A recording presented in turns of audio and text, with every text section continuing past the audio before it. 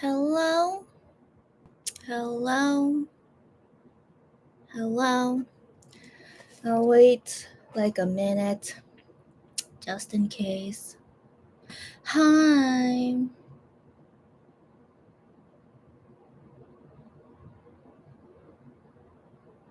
A lot happened in I don't know, just too many things happening. Okay.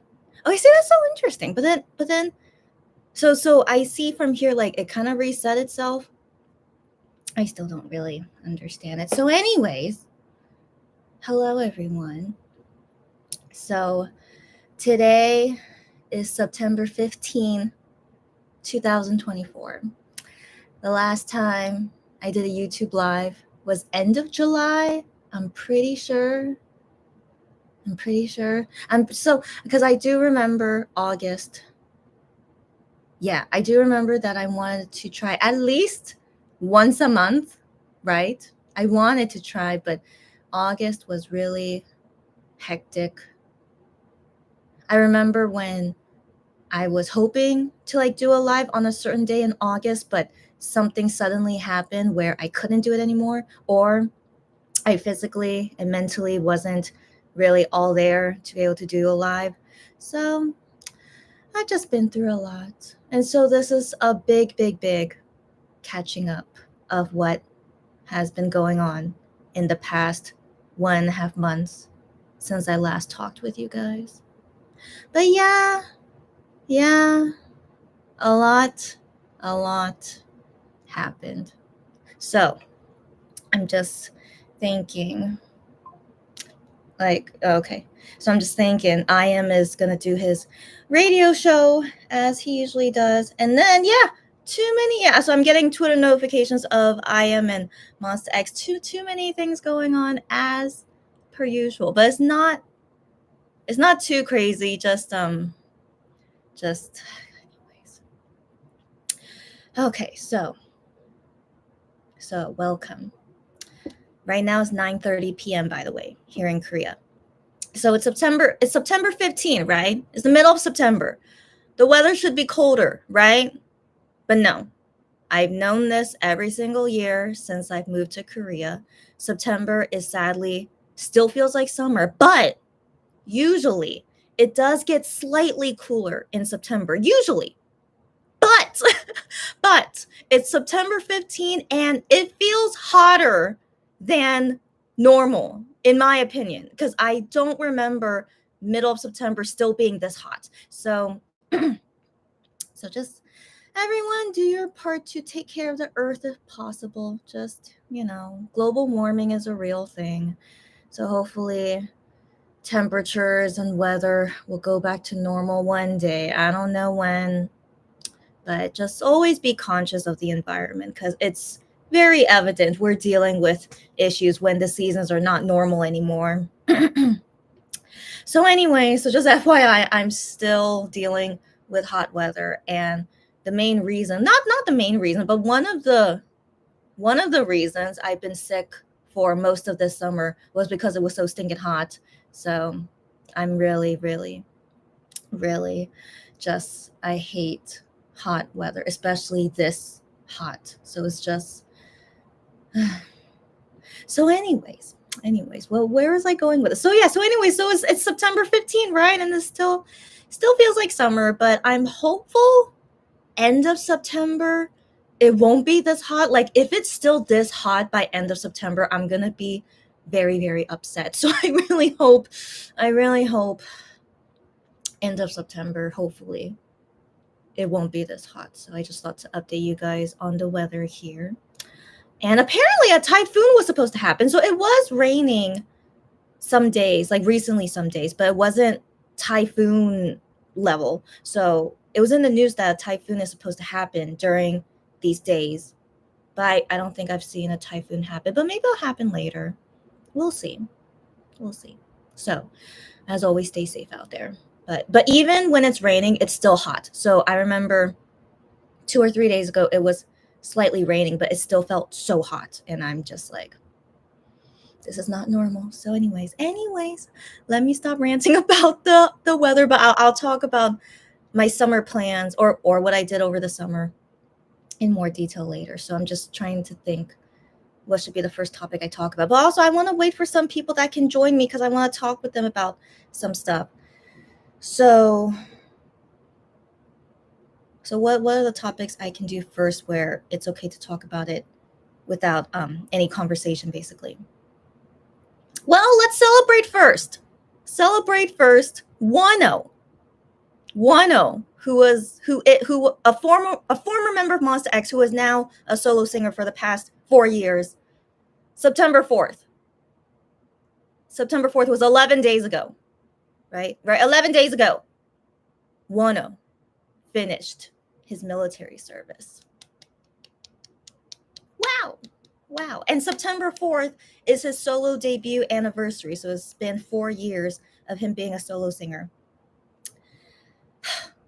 Crazy. So on September 4th, of course, I had the plan to do the live and celebrate with you guys, of course. But something happened to me on September 4th. Yeah, I should talk about that later. But I was very preoccupied for the first 2 weeks of September. And then finally, here I am, able to chat with you guys. So yes, first celebration. Sylvia, hello, Sylvia. I haven't responded to you yet. I know. So Sylvia, so guys, I need to talk about that later too. So Sylvia, I was wondering if any of you guys would join me. Hi again. But Sylvia, I'm doing fine. So yeah. Let me do this brief. Sylvia, I'm doing fine, but I'm super exhausted. But if you're able to chat with me for the rest of this time, would be great. But if not, I will message you later about it. So anyways, anyways, yeah. So back to the main topic. So September 4th, Wano is done with his military service. He was doing social service, which means he was doing it for 1 year and 9 months. So that's why it felt quite long that he's been gone. But finally, a year and 9 months flies by. Legit. Where did the time go? It flew by. He came back September 4th and he did a YouTube live and I watched it. And while watching it, I was so tired. So I need to talk about what I did on that day, but I'll try to organize it later. So anyways, I was so tired, but of course I wanted to watch it. And so I'm watching it, but I'm also half like focusing on it. But I'm just like, oh my gosh, Wano was finally back. And also he looked different. So I wanted to talk about it with you guys, but yeah, he looked different, but the same at the same time. So I was wondering, like, is it because I haven't seen him in 1 year and 9 months? That's why he looks so different. But then again, we've seen his selfies on Fan Cafe. So it's not like we haven't seen him all this time.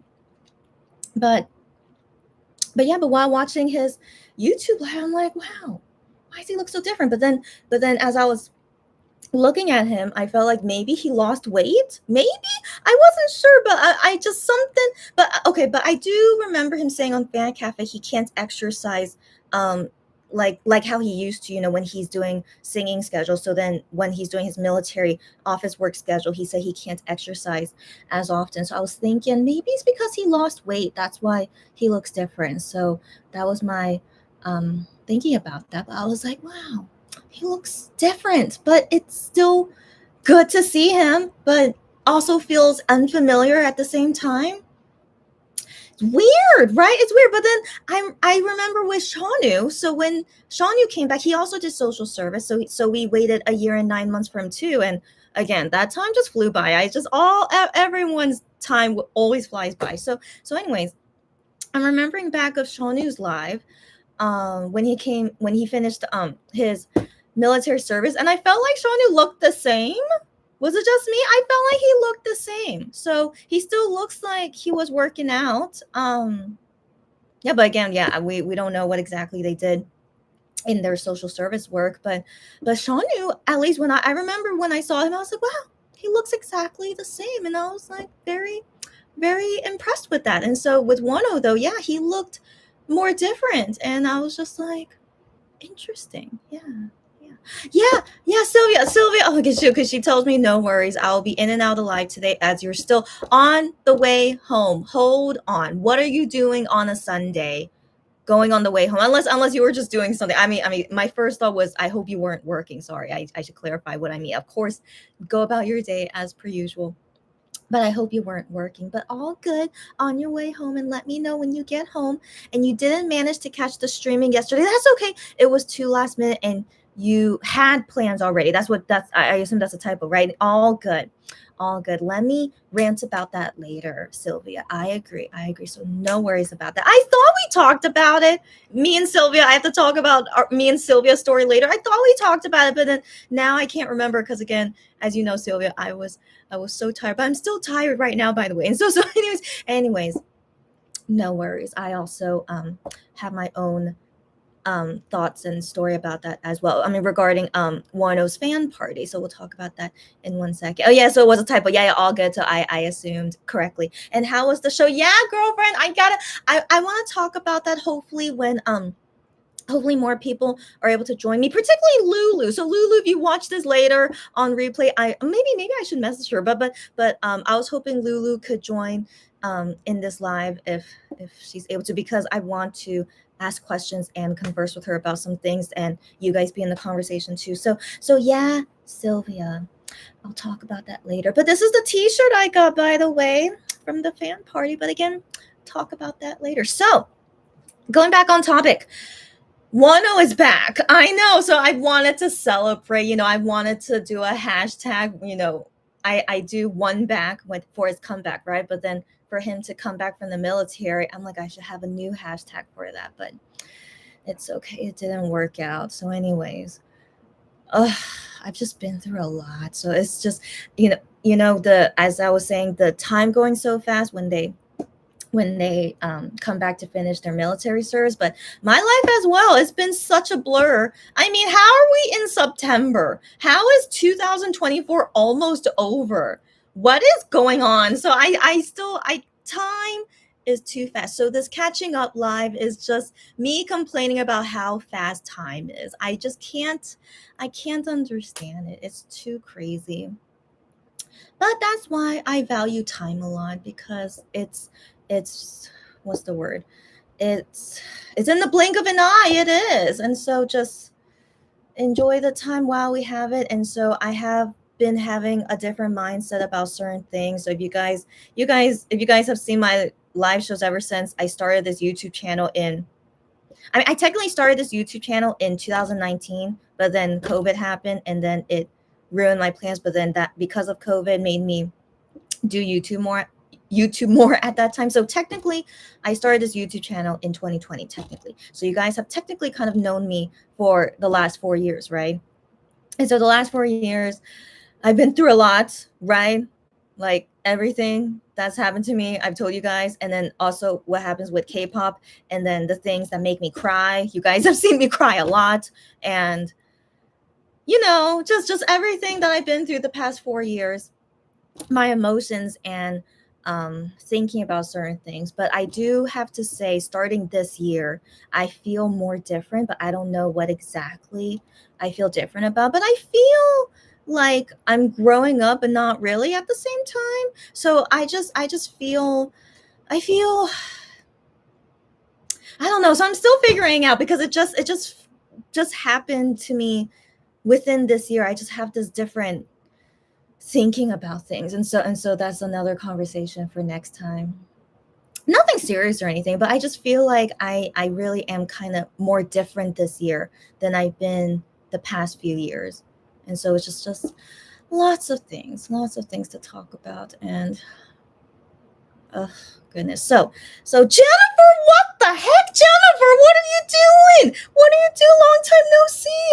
Yeah, and so she says to me, long time no see. She wonder, Chrissy hasn't been active for a while. I know. And how was the Singapore travel? I get that. So yes, Jennifer. First off, I saw your comment on my own new Instagram post, and I was like, oh, so interesting, Jennifer. Interested in all new suddenly, or like, I don't know what's going on with you, Jennifer, but okay, anyone who's here, this is catching up not only about me, but about you guys too. So if you guys want to update me of what you guys are doing, I would love to hear it too. So let me know.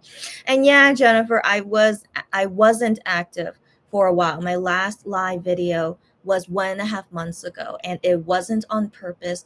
Not every day, but I thought about it often of like, I think this day is a good day to finally go live. And, I kept thinking that for certain days, but certain things keep happening to me where it didn't allow me to do the live which I planned, and I'm just like, whatever. I'm like, I don't want to stress about it. I don't want to force myself to do a live when I'm not feeling well. So that's basically what was happening with me the past 1.5 months. And even today I feel so tired. I still feel so tired, and I'll explain why I'm so tired. So even today I feel so tired, but there's so much to talk about. Especially yesterday was the fan party. So I was like, no, I have to do a live today. And so I rested as much as I could all day today. And then up until now, I just felt like, okay, I feel good. And so finally, after 1.5 months, finally, I feel good enough to finally do a live video today. Yay. So, anyways, I don't want to guarantee how often I can do live videos these days, but also my podcast. I need to do more of my podcast. I haven't done a podcast episode since May. I think so, since May, and then just this whole summer has just ruined me basically. So I can't remember any past summers, but I'm sure summer, because of how hot it is, has always been really, really difficult for me. So I'm sure I've suffered past summers before, but just fresh in my mind, this summer was really terrible for me. It's just really, I surely I'll remember this summer as the worst summer I've ever experienced. It's just so many things kept happening to me that but it's okay. So technically, we're not in summer anymore, technically, right? But physically, it's still so hot here, so I still feel like it's summer. But I'm hopeful once the weather cools down that everything about this past summer will be old news and not affect me anymore, and hopefully only good things from now on. Just really one of the worst summers I've dealt with. And so anyways, yeah, so that's the main reason I couldn't do lives often this summer. Yeah, just a lot of sucky things were happening. That's all, but it's okay. It's okay. I'm still here. Just the I try to think about it positively, that I had lots of crappy things happen to me, but I'm still okay. Thankfully. So okay, what do I mean by that? Like it's okay. It's like that's the only positive thing to take from that, is that crappy things kept happening to me, but at the end of it, I'm okay. You guys get me? I mean, I'm not okay because I had all those crappy things happen, but after those things happen, I'm still okay. So that's what I'm taking as the only positive thing from it. So I definitely want to talk about all the bad stuff first, and then talk about all the good stuff at the end. Definitely, I want to do that. So that's my next topic to go about. Yeah, Jennifer. Oh, yeah, and Jennifer, I'll talk about my Singapore trip last, since that's a nice thing to talk about. So Jennifer says, I met K-pop friends at Big Bang Taesung concert in April. Get out of here. I saw clips of that on, I forgot where I saw it, but I that's so nice that you went to it. And did you have a good time? That's really good. He is SM Entertainment all-rounder fanboy. I did not know he's a huge SM fan when he's from YG. That's hilarious. Oh, but Daesung is overall just a great personality, and he's super funny.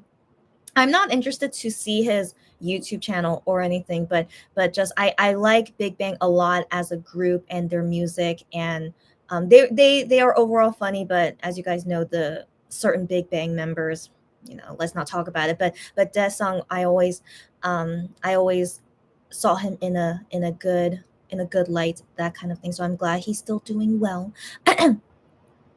And you're YG all rounder. That's right. You usually like YG artists. That's right. And you're Mon Weenie. That's right. And you started to have interest to SHINee. Got it. So one thing led to another, and SHINee is great. I mean, I don't know what else to say. SHINee is really good, and it's really great to see how long they've been going for, and the group in general is a little bit iffy. Like, I'm very confused. I think Onyu is not in SM Entertainment anymore. Wait, Taemin as well. Yeah. Taemin just had a comeback, but in his new company or something. So it's a little confusing what's going on with SHINee, but overall I think they're all doing well. That's most important, and they'll do group activities when they can. That's as long as everyone's happy, that's all that matters. So yeah, because I've been seeing Taemin's new song and the dance choreo about it. I don't know if it's trending, but I've been seeing it often by other K-pop singers. I'm like, oh, go glad, he's still doing well. So happy to see that. And isn't Onyu having a comeback? I don't know. So again, I'm not following. I'm not following SHINee, but I just see it in my social media feed every so often. So yeah. Anyways, I've always liked SHINee, but I'm not super into their new stuff. But they will always have a special place in my heart because I was a hardcore SHINee fan when I was in college for like 1 or 2 years. I just remember I had a hardcore phase, and then I just wasn't interested in their new music. So that's when I just slowly faded away from SHINee, and then got into another group. I think EXO. After SHINee, I got into EXO. I think that's what happened. I think so. Yeah. Um, okay. The friend you met in Sapporo is an SM big fan. Okay. Got it. And then you guys just talking about it and stuff. Um, so so this friend is the first friend who got you into K-pop? What? Okay. Okay, around 40 years old, single, no plan to get married, and just a similar life with you. Wow! Great! Great. As long as you guys get along and just do it. That's really good to hear. Wow. Wow. Is it a guy? I'm not sure if that's a typo or not. Is it a guy or a girl? But whatever. Yeah, doesn't matter. I'm just curious. But yeah, make a new friend. Good. Yeah. Anyways, I need to stop going on tangents. But no. Still tell me you guys updates anytime. But of course, I always go on tangents. So it's just me being me. Anyways. So I know I don't seem like it, but when I'm tired, I really am tired. But sometimes I also get more energy when I'm tired. So just go with the flow with me. Okay. So anyways, so the next topic. So I said I would talk about the crappy things first and then all the good stuff later. So I guess I should say next about my life, which is the most crappy thing that's been happening to me. Yeah. I mean, again, trying to stay positive. My life is not super crappy, but it's just really unfortunate that lots of crappy things keep happening to me. Okay. So it's a guy, but he's an otaku guy. Got it. The male version of you. Got it. If you guys gonna be friends and like being friends, cool. But that's so interesting to meet a guy who's like you. But I'm like, wouldn't it be nice if you guys are dating? Wouldn't it be nice? But if really no interest whatsoever in dating and just enjoy each other's company, okay, sounds good. It would be cool. Anyways, anyways, good to hear. So, what happened to me? Well, I mean, brief summary for anyone who didn't know. So, the beginning of the summer, I went on a trip to Taiwan, and that trip to Taiwan was the only good thing about my summer because I just relaxed a lot. I hung out with my brother. There wasn't anything stressful. It was just really relaxing. But my brother had something that made me upset after I came back to Korea. But I can't talk about it because it's his personal business. But that's one of the stressful things that I didn't like happening this past summer. So, anyways, in May, I did the MX character pop-up store that really exhausted me. And so I did the work as much as I physically could. I did, except I think I didn't know how much power I had in me. I don't know. I mean, because I've done worse things than this before. I really have. So like the what I went through for the MX pop-up store back in May was not as bad as other working stuff I've done. But I'm now 34 years old. So I guess once you're in your mid 30s, you're not as vital as you used to be. So that's my best guess as to why that really, really took a big toll on me. And that made me realize, okay, I'm not as vital as I used to be. But it kind of depresses me that I'm only 34 and I'm not as vital anymore. So it really, really, really depresses me. But I cannot fight aging. Aging will always make us weaker. But that's why I started exercising. So I'll save that later. So, anyways, so that took a lot out of me. And from that working stuff of the character MX character store, I sadly had a customer from this shopping work, this customer being the worst customer I've ever had in my 7-year career as my K shopper. So first off, happy 7-year anniversary to my K shopper. My anniversary is July. So and I couldn't celebrate it because July was too much happening to me too. And so yeah, so it's officially 7 years of me doing my K shopper, which is amazing. I never would have guessed that I could keep doing my own business as my K shopper for more than 2 years, in all honesty. But here I am, still working a lot in my 7th year, which is really, really amazing. So I'm always thankful, always feel blessed for able to do this kind of work, which is my own personal work, not like, I'm not, what's the word? It's very freeing. I'm technically like a freelancer basically. So it's a very freeing type of job and I enjoy it, which is most important. But when I deal with customers who don't make it fun for me, so having this customer, yeah, so I can't say details about it because of course it's very personal what happened between me and this customer, but it was really, yeah, it's forever going to stay in my memory because after that experience I'm more what's the word?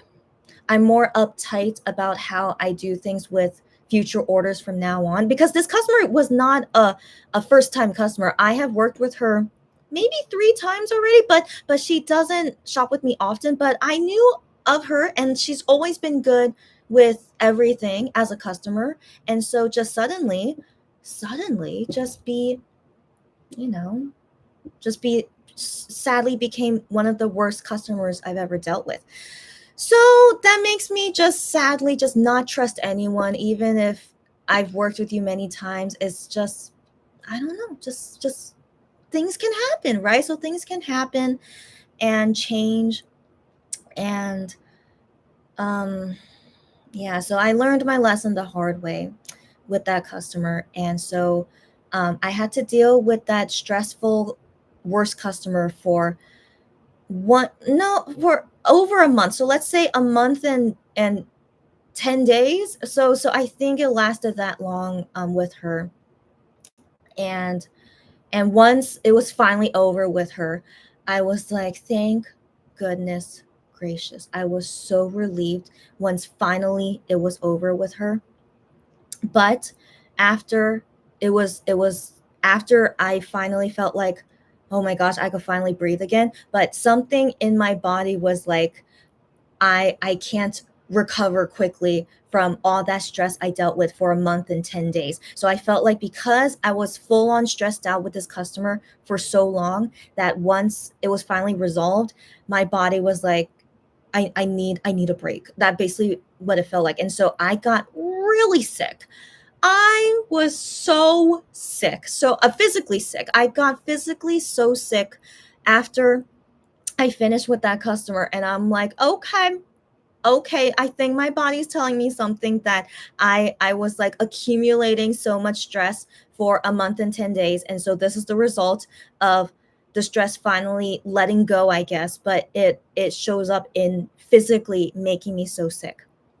So I was just, oh my gosh, it was such a weird feeling. So I don't wish this on anyone. I hope you guys never get so much stress in your life that it makes you this sick. And so I was going, it's so hard to explain what I was going through, but I physically felt super weak. I felt lots of pain randomly throughout my body, particularly around like the neck and head area, which is where like stress would show up, right? So I felt a lot of pain through there, but just everything about my body, I felt like, I don't know, it was just, I've never felt this weak before. So I felt physically super super weak. And so while I'm dealing with this sickness, I still have to do my work, right? And so while I'm doing other work, when I was feeling okay enough, I'm like, I need to do other work. But as I'm going through my other shopping work, it's still some stress. Even if these customers are great and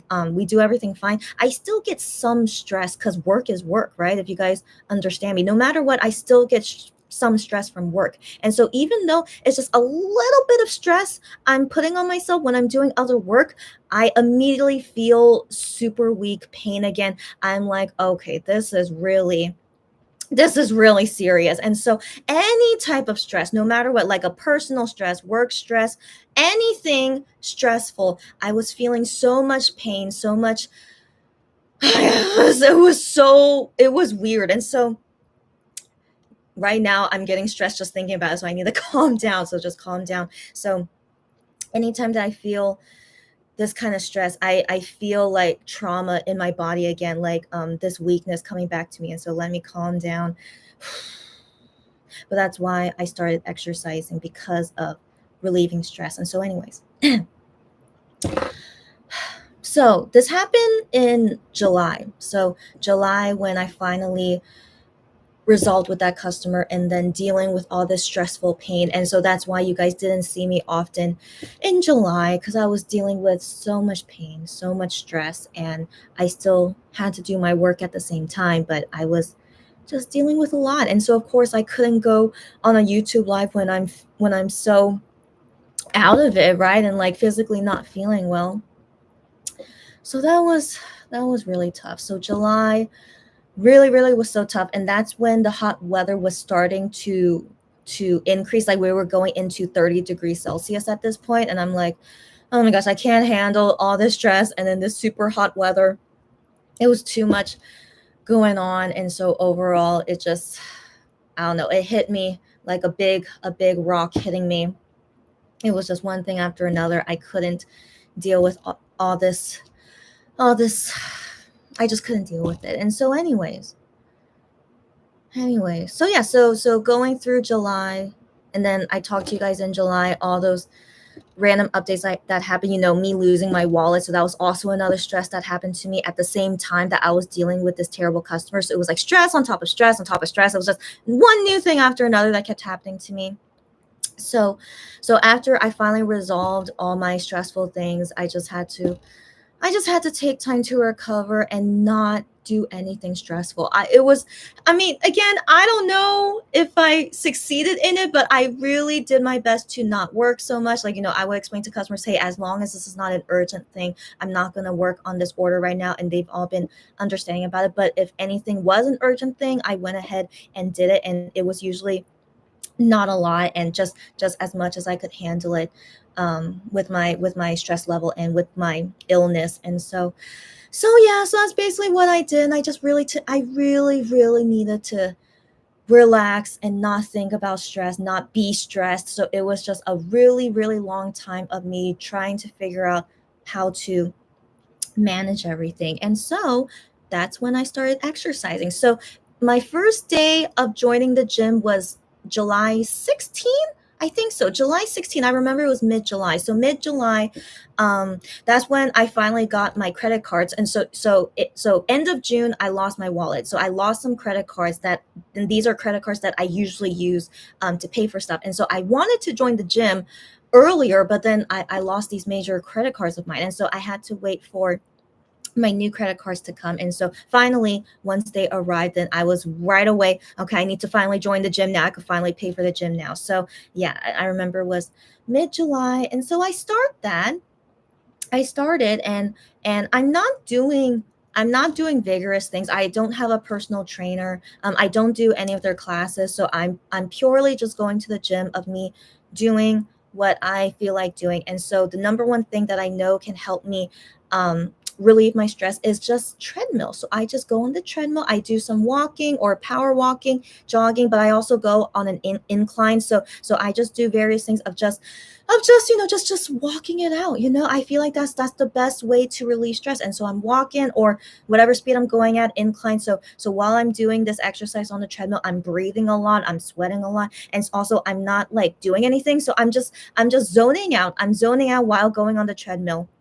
And I'm not aiming to develop muscles or like losing. It would be great to lose weight, but my main purpose of joining the gym is that I just need to find a way to relieve more of the stress in my life, since stress will always happen, right?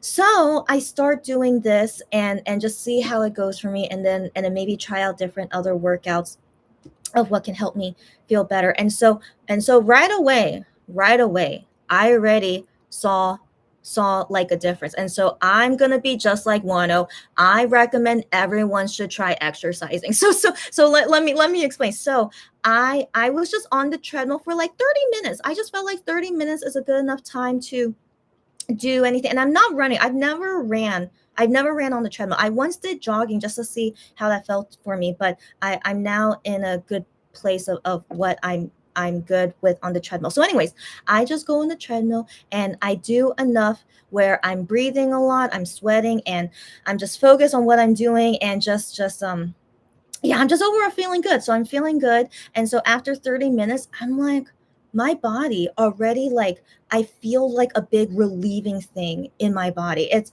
again so hard to explain, but that's why the only way you can understand me, go start exercising. Okay.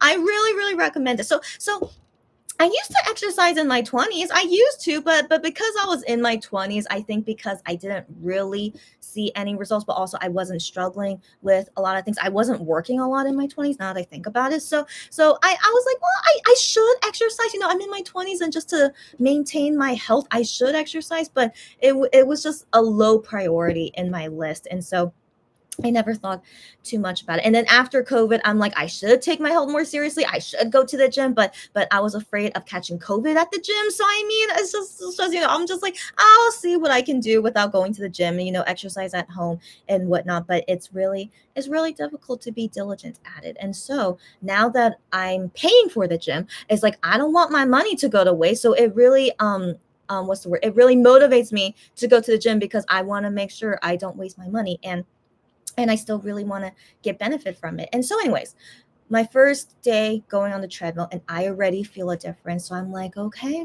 this is why they say exercise is good for you, which is true. I mean, it's always true, but it's like when you actually go through it, then you convince yourself more. It's like, yeah, exercise is really important. And so, anyways, I was already feeling a difference, like this pain that was in my body for so long because of the stressfulness and just everything. And so it's just something in exercise, whatever is happening with breathing more, sweating, or the activity, I don't know, but all I'm doing is on the treadmill. Okay, so I'm not doing any special thing. I'm just on the treadmill, and I do push myself. I do an incline and the speed as much as I can. And so I just go as much as I can for 30 minutes, and I'm like, yeah, yeah, I already feel good. And so I've been doing that at least 5 times a week, which is very impressive for me. For me, 5 times a week, but that's all I'm doing, just 30 minutes on the treadmill, and then I do some stretches, which also help to relax me, and I don't know. It feels good to stretch as well. So I just do stretches after I do the treadmill. And that's basically all I do. I try to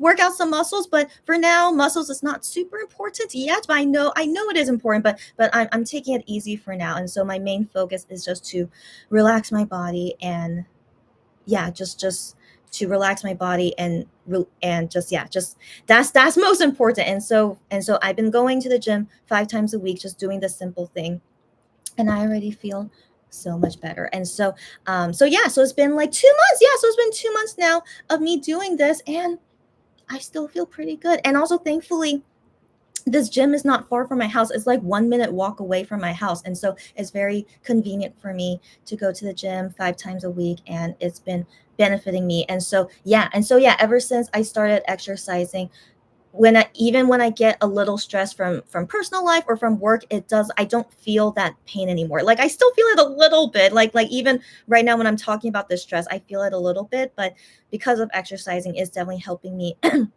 overcome it better. And so I really, really am doing my best to push myself more of exercising. That's when I want to like build up more muscle and stuff, because muscle is really important for our health. And so I want to build up more muscle for my weak little body. And I'm hopeful that this will help relieve the stress in my life, and just a healthy habit, and hopefully I don't get sick anymore. And so here's the thing.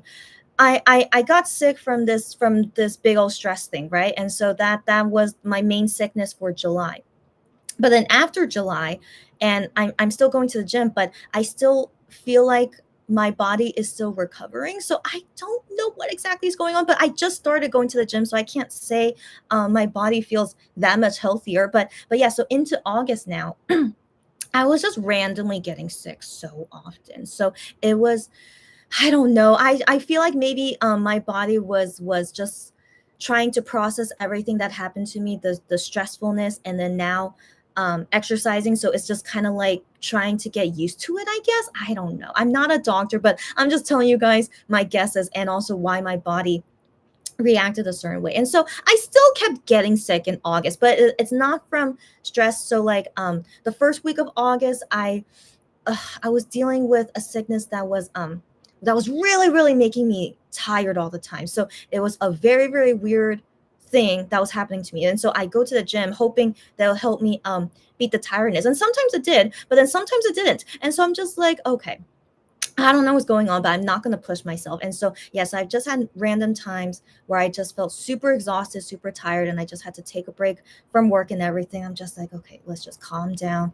Yeah, let's see what. So, yeah, so I just feel like maybe it's just the after effects of this big stressful illness that I dealt with. And so I dealt with that.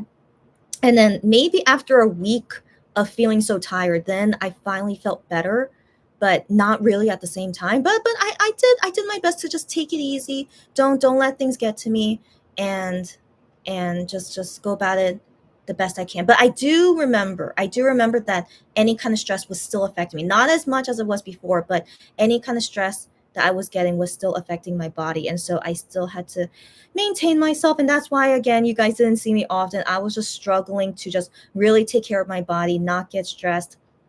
And, and so anyways, then I remember um this, like, I forgot when exactly, but it was 2 weeks before I go to Singapore. So slowly I'm getting into better news. Okay, so finally it's like around near the end of August, but it was 2 weeks before going to Singapore.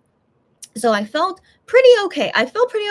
It's 2 weeks until Singapore. And the thing is, I'm like, oh my gosh, it's 2 weeks until I go to Singapore. So I have to prepare a lot of things. And so while I'm thinking about my trip to Singapore, but then again, I didn't want to stress myself out. So I'm still doing my best to manage my stress and not have things get to me. So I just try to, you know, did my best to not do things stressful. But sadly, stressful things still kept happening to me. So 2 weeks before I go to Singapore, I get a skin infection. I know. What are the chances of that happening? So this random skin infection, I I'm still not sure what exactly happened to me, but I think this thing was in my skin for a couple months. So again, I don't know. I don't know. You have to talk to my doctor about it, but I wasn't even sure what he said to me. So anyways, I had this thing that was in there, but it didn't cause me anything. I just thought it was weird that I have this thing, but I was like, I mean, if it's not doing any harm to me, and I'm like, I'm so stressed out already and like busy with other things, it's like I'll go see the doctor about this when I think it's necessary. But I've always thought about this because I've never seen this thing on my skin before. I'm like, I'll go about this one day. I've always had that thought. And so anyways, randomly, this thing that I maybe I should have gone checked out earlier, but anyways, this thing all of a sudden started hurting. And so I'm like, okay, this is when of course I need to go see the doctor. And so I'm like, it's 2 weeks until I go to Singapore. I really hope this is nothing serious. But I go to the doctor and I say, hey, this thing here, it's been hurting since yesterday, and he sees it and he tells me what exactly is it, but I don't understand what he said. But I'm like, okay, but he knows exactly what it is. And so he said, yes, so I need to extract it. And I'm just like, okay. And then I also had to get a shot, like injection. I had to get an injection. And then I went to his operating room. I mean, nothing serious. It's just like a skin extraction. But again, I wasn't sure what was happening. But anyways, he's going about it, and I'm just like, okay, but he extracts it and it's all good, and then healing it and stuff, and I'm just like, okay, and then so it was a very weird experience. I've never had anything like that happen to me, but I'm like, okay. But then after that I had to be on medication for 3 days, and so it was some things to help with the infection and healing process, and this medicine made me sleepy. So 2 weeks until I go to Singapore, and I have to deal with this infection and medication, and I'm sleepy, and so I'm just like, okay, what can we do? So I need to go about this for the next few days, and see what happens. And so I go about, the rest of my days just going about it as easily as I can, but I still had to work and stuff. But I did my best to just take it easy. I'm just like, I need to stop getting sick. Why these random things keep happening to me? And so I'm just like, just focus on what things you need to finish, and then also gotta prepare for Singapore. So I'm just like, yeah, let me just take it easy, hope for things to be okay, right? So finally, I finished my medication, and overall I'm feeling okay. But again, so it was on my neck, by the way. So after it happened, like, I'm just like, oh, still feels kind of weird, but I'm like, but it's most likely just healing, because it was like, it was a serious infection, and so I felt like it was still healing, and I'm just like, I need to just make sure it doesn't like get worse, and so I just did my best to take care of myself. So now it's 1 week until I go to Singapore, right? So I'm feeling okay, skin infection over, just take it easy, right? So now it's 1 week until I go to Singapore. Guess what else happens to me? I get sick again. So how did I get sick again?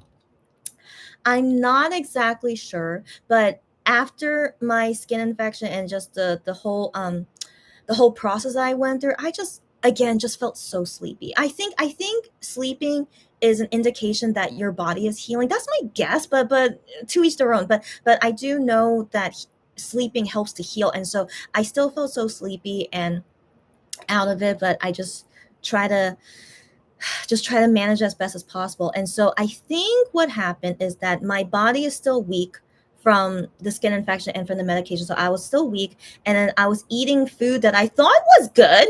I thought the food was okay and that it wouldn't affect me, but sadly I ate something that wasn't good, and I wish I had known it wasn't going to be good. But again, we don't know when food is not good to us. And so anyways, I eat this for dinner, so it was nighttime, right? And so I eat it and I go to sleep, and I thought everything was fine, but then I kept waking up in the middle of the night, and I'm like, I don't feel so good. I don't feel so good, but I'm not sure why I don't feel so good. But I'm just like, oh, maybe it's just because I'm still sick, and that's why I'm waking up in the middle of the night. It's just whatever. And so I try to make myself go to sleep, but internally I wasn't feeling good. But I'm like, so I hope it's nothing serious. And so I go about trying to sleep, but then I wake up in the middle of the night again, and so my body still doesn't feel good. And so based on my intuition, I don't know if you guys have this experience, but based on my intuition,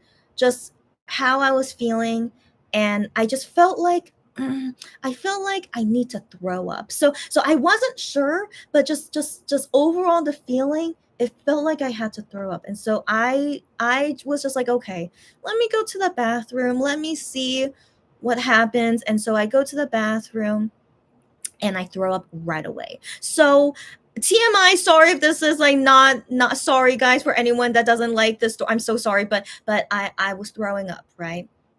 And throwing up is never fun. So if I want to assume all of us has experienced throwing up before, but if you haven't, good for you. But throwing up never feels good, but kind of feels good at the same time, if you guys know what I'm saying.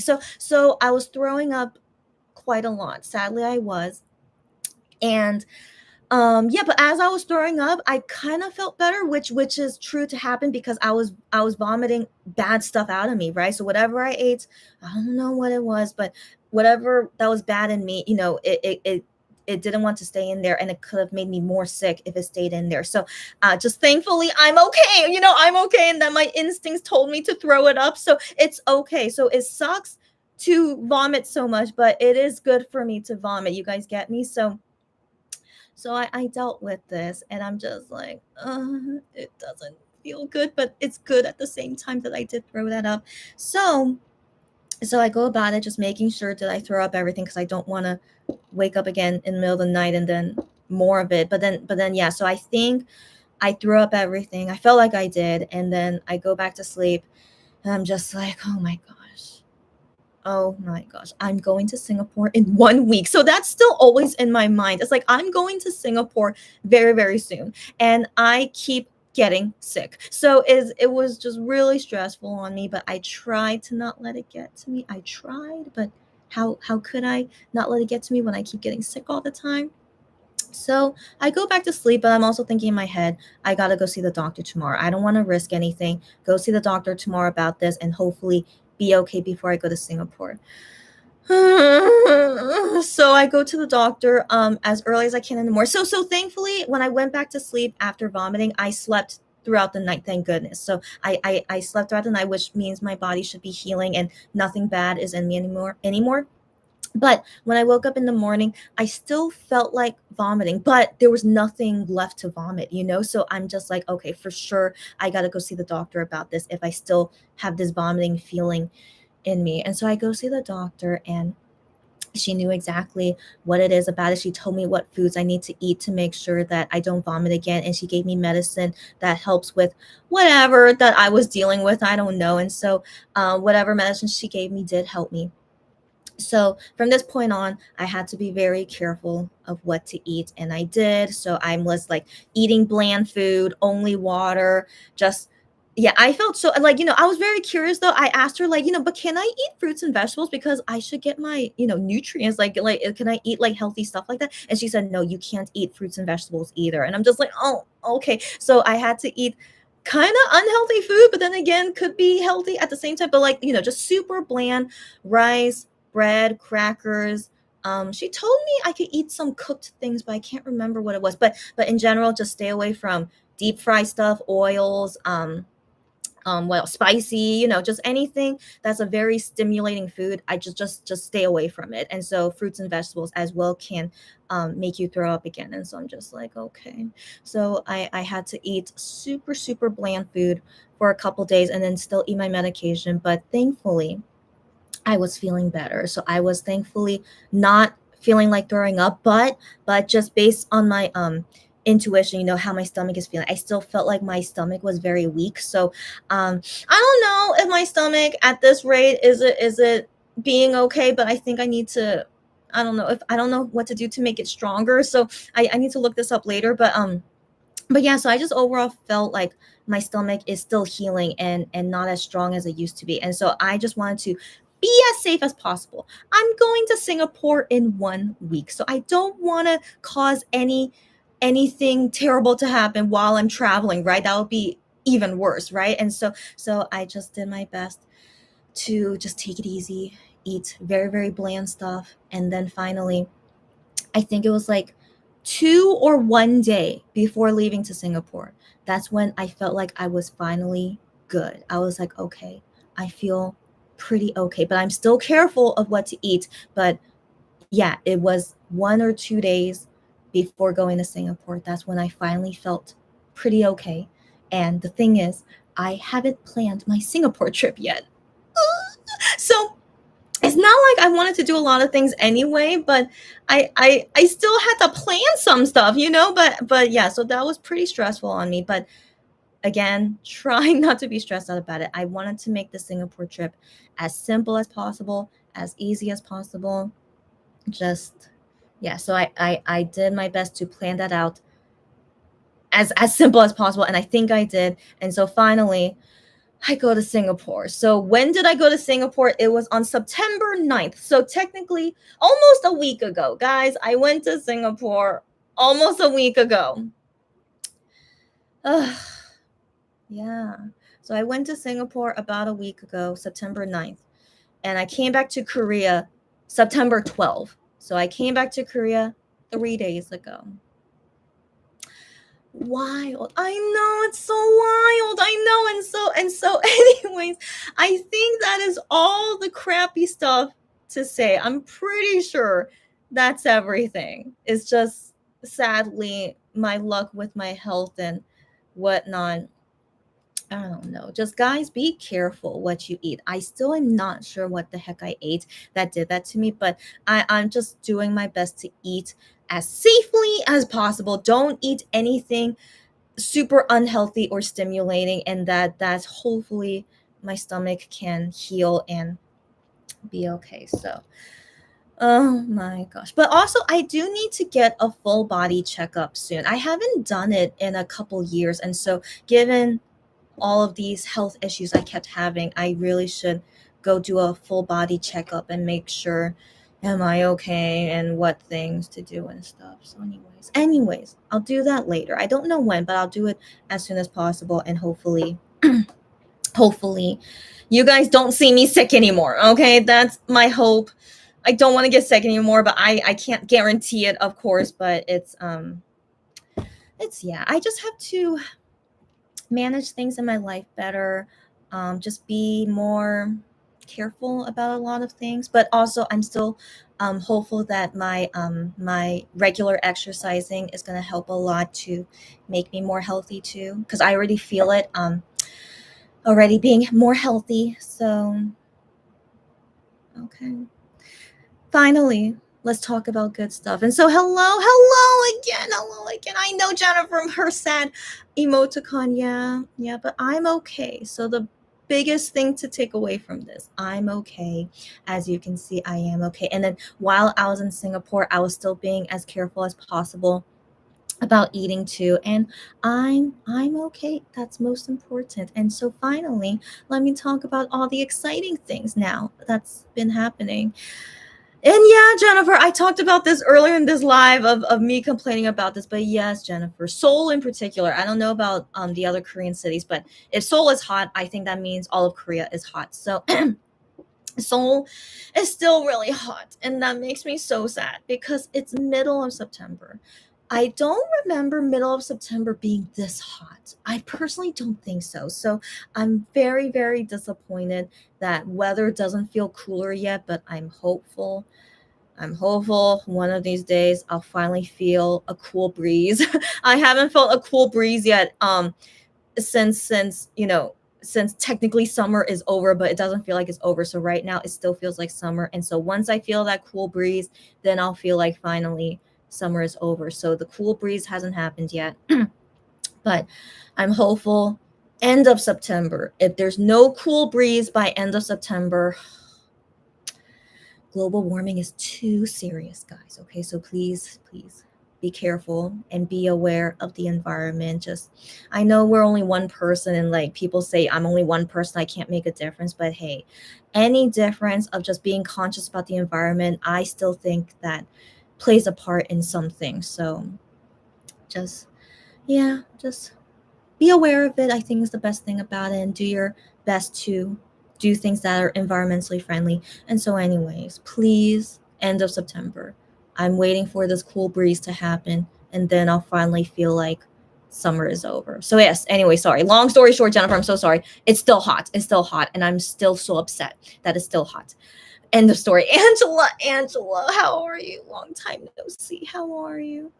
And then Sylvia says, wasn't able to comment just now. It's okay, buddy. It's okay. And then Sylvia says, oh my gosh, you really went through a lot during this period. Yeah, I did, girlfriend. Yeah, I did. And then guys, I saw Sylvia, which I'll talk about in 1 second. Okay. But yeah, Sylvia, if you remember me telling you that I couldn't eat certain things, yeah. So now you know more in detail what I was going through and all that stuff. But in the end, it's okay. It's always okay. But even until now, I'm still careful of what I eat. I don't want to experience vomiting again. None of us should experience that often. Like, I can't remember, like this year alone, I feel like I vomited a lot this year alone compared to other years. And I'm just like, is my stomach okay? And so just be careful, everyone.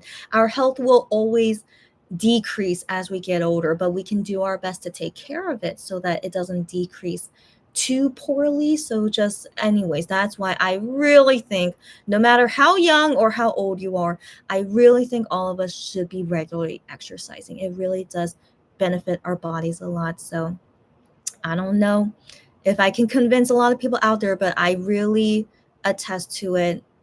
Really, we need to regularly exercise. So anyways, so finally, let me talk about the happier thing. So Singapore was an okay trip. So I can't say it was amazing, but I can't say any of my trips have ever been amazing. So I hope everyone can just keep that in mind.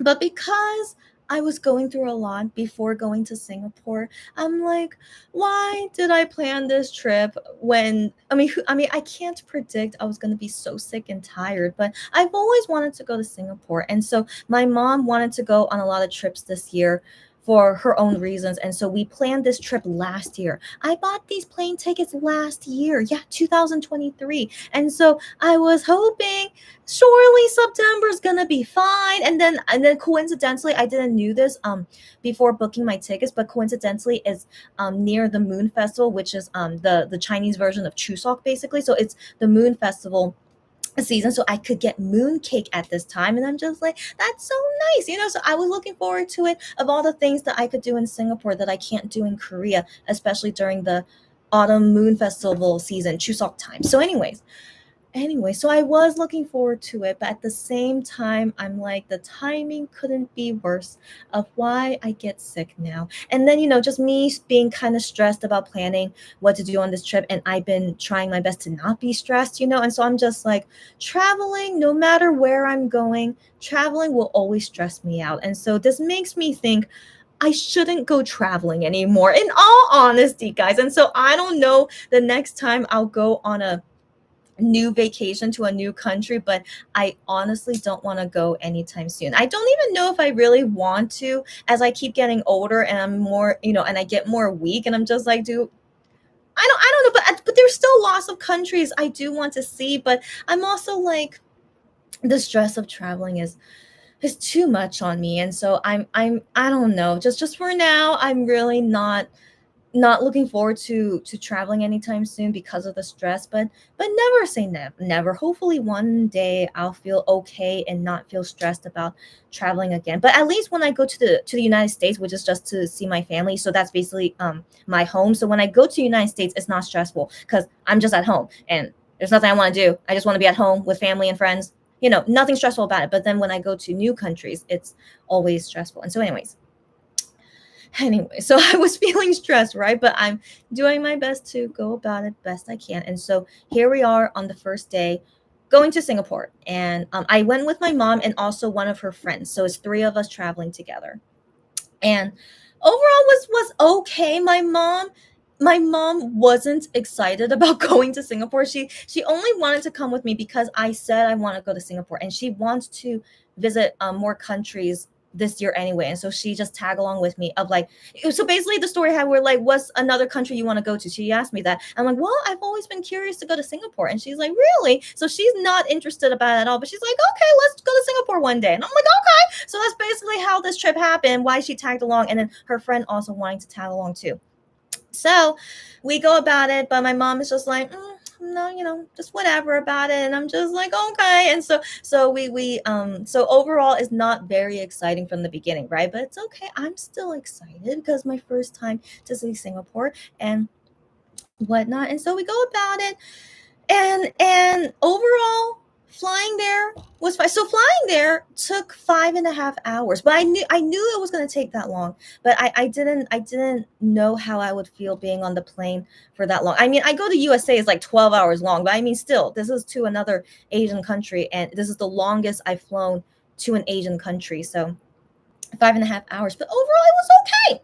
Overall it was okay. So I was thinking, this is halfway of a flight to USA. I mean, at least to California, not to the other states. And so I'm just thinking, if I could handle this, then I guess to USA shouldn't be too bad either. And so anyways, I need to stop going on tangents. So the flight was all good.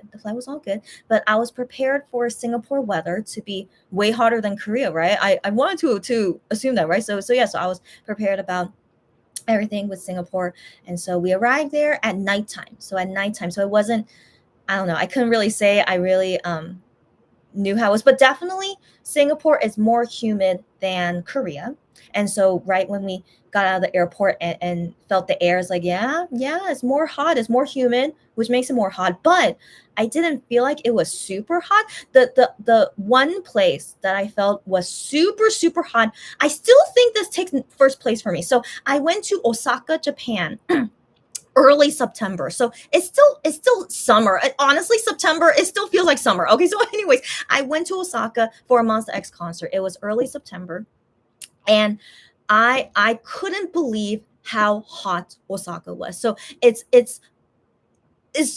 I can't I don't recommend it. Okay, so it was so hot. The sun was like burning on you, but also it was very humid, and I don't know. It was unbelievable how hot Osaka was. So I never recommend going to Osaka for the summer. But I don't know about the other Japanese cities, but Osaka, don't go there in the summer. Okay, so I still had that, always will stay in my memory. I still cannot believe how hot it was. And then second place would be me going to Taiwan in June. Don't go to Taiwan in the summer. So I only went in June, so it was the beginning of summer, but wow, it was so hot and humid. It was unbelievable. So I go outside for like 5 minutes. I'm already sweating a lot. And so I remember me and my brother, we walked around for somewhere because we wanted to see, I don't know, but I came back to the hotel and my whole back of my t-shirt fully wet. And my brother is like, "Oh my gosh." And I'm like, "Well, come on, it's so freaking hot." Okay, so anyways, second place would be Taiwan, but I went in June. So my brother told me, because he still stayed in Taiwan for a while for his business trip, and so he said as the days kept going into the summer months, it got more and more hot. So I can believe in Taiwan would get way, way, way, way hot, maybe just as hot as Osaka, maybe. So that's my best guess about it. But I would never recommend to go to Taiwan in the summer either. And so just FYI. Okay, so that's my first place and second place of the hottest places I've ever been to. And so now Singapore, I would recommend not recommend, sorry, I would place it at third place behind these two. So it was hot, but not super hot, you know. So that's how I felt about it. Excuse me. And so since it was nighttime, we just go to the hotel, and yeah, so I'm trying to think what to say about my Singaporean trip. So already on the first day, I felt it was okay. So I didn't know what to expect exactly of Singapore, like the people and the environment. So I just went in not knowing anything. But I had an expectation that it would be like kind of a very technological city. I don't know why, but I always had the impression that Singapore was very technological, but I didn't know what exactly to expect of it. But I had that thought in mind because I've been to Bangkok, Thailand before. So Bangkok, Thailand is okay, but it's not super technological, if you guys get me, right? And so I've also been to Hong Kong. Hong Kong is kind of technical, but yet not really. And so anyways, going into Singapore, I didn't want to think it was like Bangkok, but I didn't want to think it was like Hong Kong either. So I tried to set my expectations as so. And so anyways, so I'm going about this in Singapore, and I'm like, so far it's interesting. So far, it feels like a mix of Thailand with Hong Kong, kinda, but I also felt like it was a little bit like Taiwan too. But I can't say what's different between Taiwan and Hong Kong. It's just the atmosphere. It's so hard to explain. But yeah, so I just felt like it was a mix of everything, and I was like, wow, this is very, very fascinating to me. But one thing I do want to say about at least the people that I interacted with, that was like in customer service area, a lot of them are not very nice. This is just me. It's just me. So I don't know if it's just me, but I just thought to say this because I just thought it was so interesting that the people I talked with in customer service, like I just never felt any sense of good customer service unless I was in a place that's like really expensive, maybe, but I'm not sure if I was in an expensive place, but overall I just felt like, yeah, I just felt like just very, very yeah, it was just my first time experiencing just not very nice. I don't know, but like they were just like, it just felt like they were just doing their work, and they are not warm personality, I guess, to say that. So in Korea, they're usually quite nice, but some people are not nice in Korea too. So I can't say Korea has great customer service either, but at least I do have an expectation. Like when I talk to someone in Korea where it's customer service related, they usually do treat me like good customer service usually. But the country that has the best customer service is Japan. Like I think that's just Japan culture, where like no matter what, everyone is super nice to you, unless you're at a certain place where like they're not obligated to be nice to you. It was so interesting. I talked about it with Jennifer before of this one store I went to where they're not obligated to be nice to you, but still I felt like they were okay. At least they were okay. They were not super mean or anything. But anyways, yeah, Japan is number one customer service, and then I would say Korea is number two. And then yeah, I can't remember Taiwan, Hong Kong, their customer service, but I never felt like it was super cold. I don't know why, but I felt like they were at least quite helpful, especially because I'm not super great in Chinese, but with my very, very broken Chinese, if I have to use it, I do my best with it. And overall they were over pretty okay with me. But then in Singapore, everyone knows English, which is so fascinating. I talked about it with some of my taxi drivers and also with the you gals that I met in Singapore. It's so fascinating. Everyone knows English, which I expected because all Singaporean customers I talk with, they all know English. So I wanted to expect everyone knows English too. But it was still fascinating to everyone that I talk with knew English. It was so fascinating because in Taiwan, in Hong Kong, I would at least meet some people who don't know English. But yeah, Singapore, wow, it was fascinating. And so anyway, so yeah, so in general, how I felt like when I was talking with customer service people, it was, yeah, it was like just, yeah, just not very, yeah, it was just very interesting, just very interesting to experience talking with people and in a customer service setting, but they're just like, I don't know, they're like whatever about it. It was just very interesting. So that's still a very what's the word, like I can't let go of that memory of like how I interacted with people in Singapore. Yeah, so so we're going about our day in Singapore. So in the first day, so far everything was going okay. So far everything was going okay for now. But I did have shocking things keep happening to me, but they're not serious. And so I don't feel like talking about it because it's I don't know. I feel like I've been talking too long already. Yeah, an hour and 11 minutes. So I had random things happen to me that was very unexpected, but also expected at the same time. But I'm in a new country learning about new things all the time. So I had things happen to me like that, and I'm just like, man, this really ruins my day for me, but it's okay. So I had things happen to me like that, which stressed me out, but I did my best to just let it go because it's not the worst thing to happen, but it's just it just it just didn't feel good. It didn't feel good. So at one point, because I really didn't feel good from these issues that kept happening, I said to my mom, "Hey, can we just go to a cafe and just relax because I really need to just relax from all this stress." And so when I was in Singapore, especially with my mom, so when I'm traveling with my mom, she doesn't do anything, which is good and bad at the same time. And so I'm basically doing everything on this trip and she just tags along. But I mean, I ask her, it's like, do you want to do this and this and this? But usually she's just like kind of go with the flows, but sometimes she tells me what things to do and then we go about it. But most of the time I'm in charge of everything, and so it gives me so much stress because I want to make sure everything goes okay and like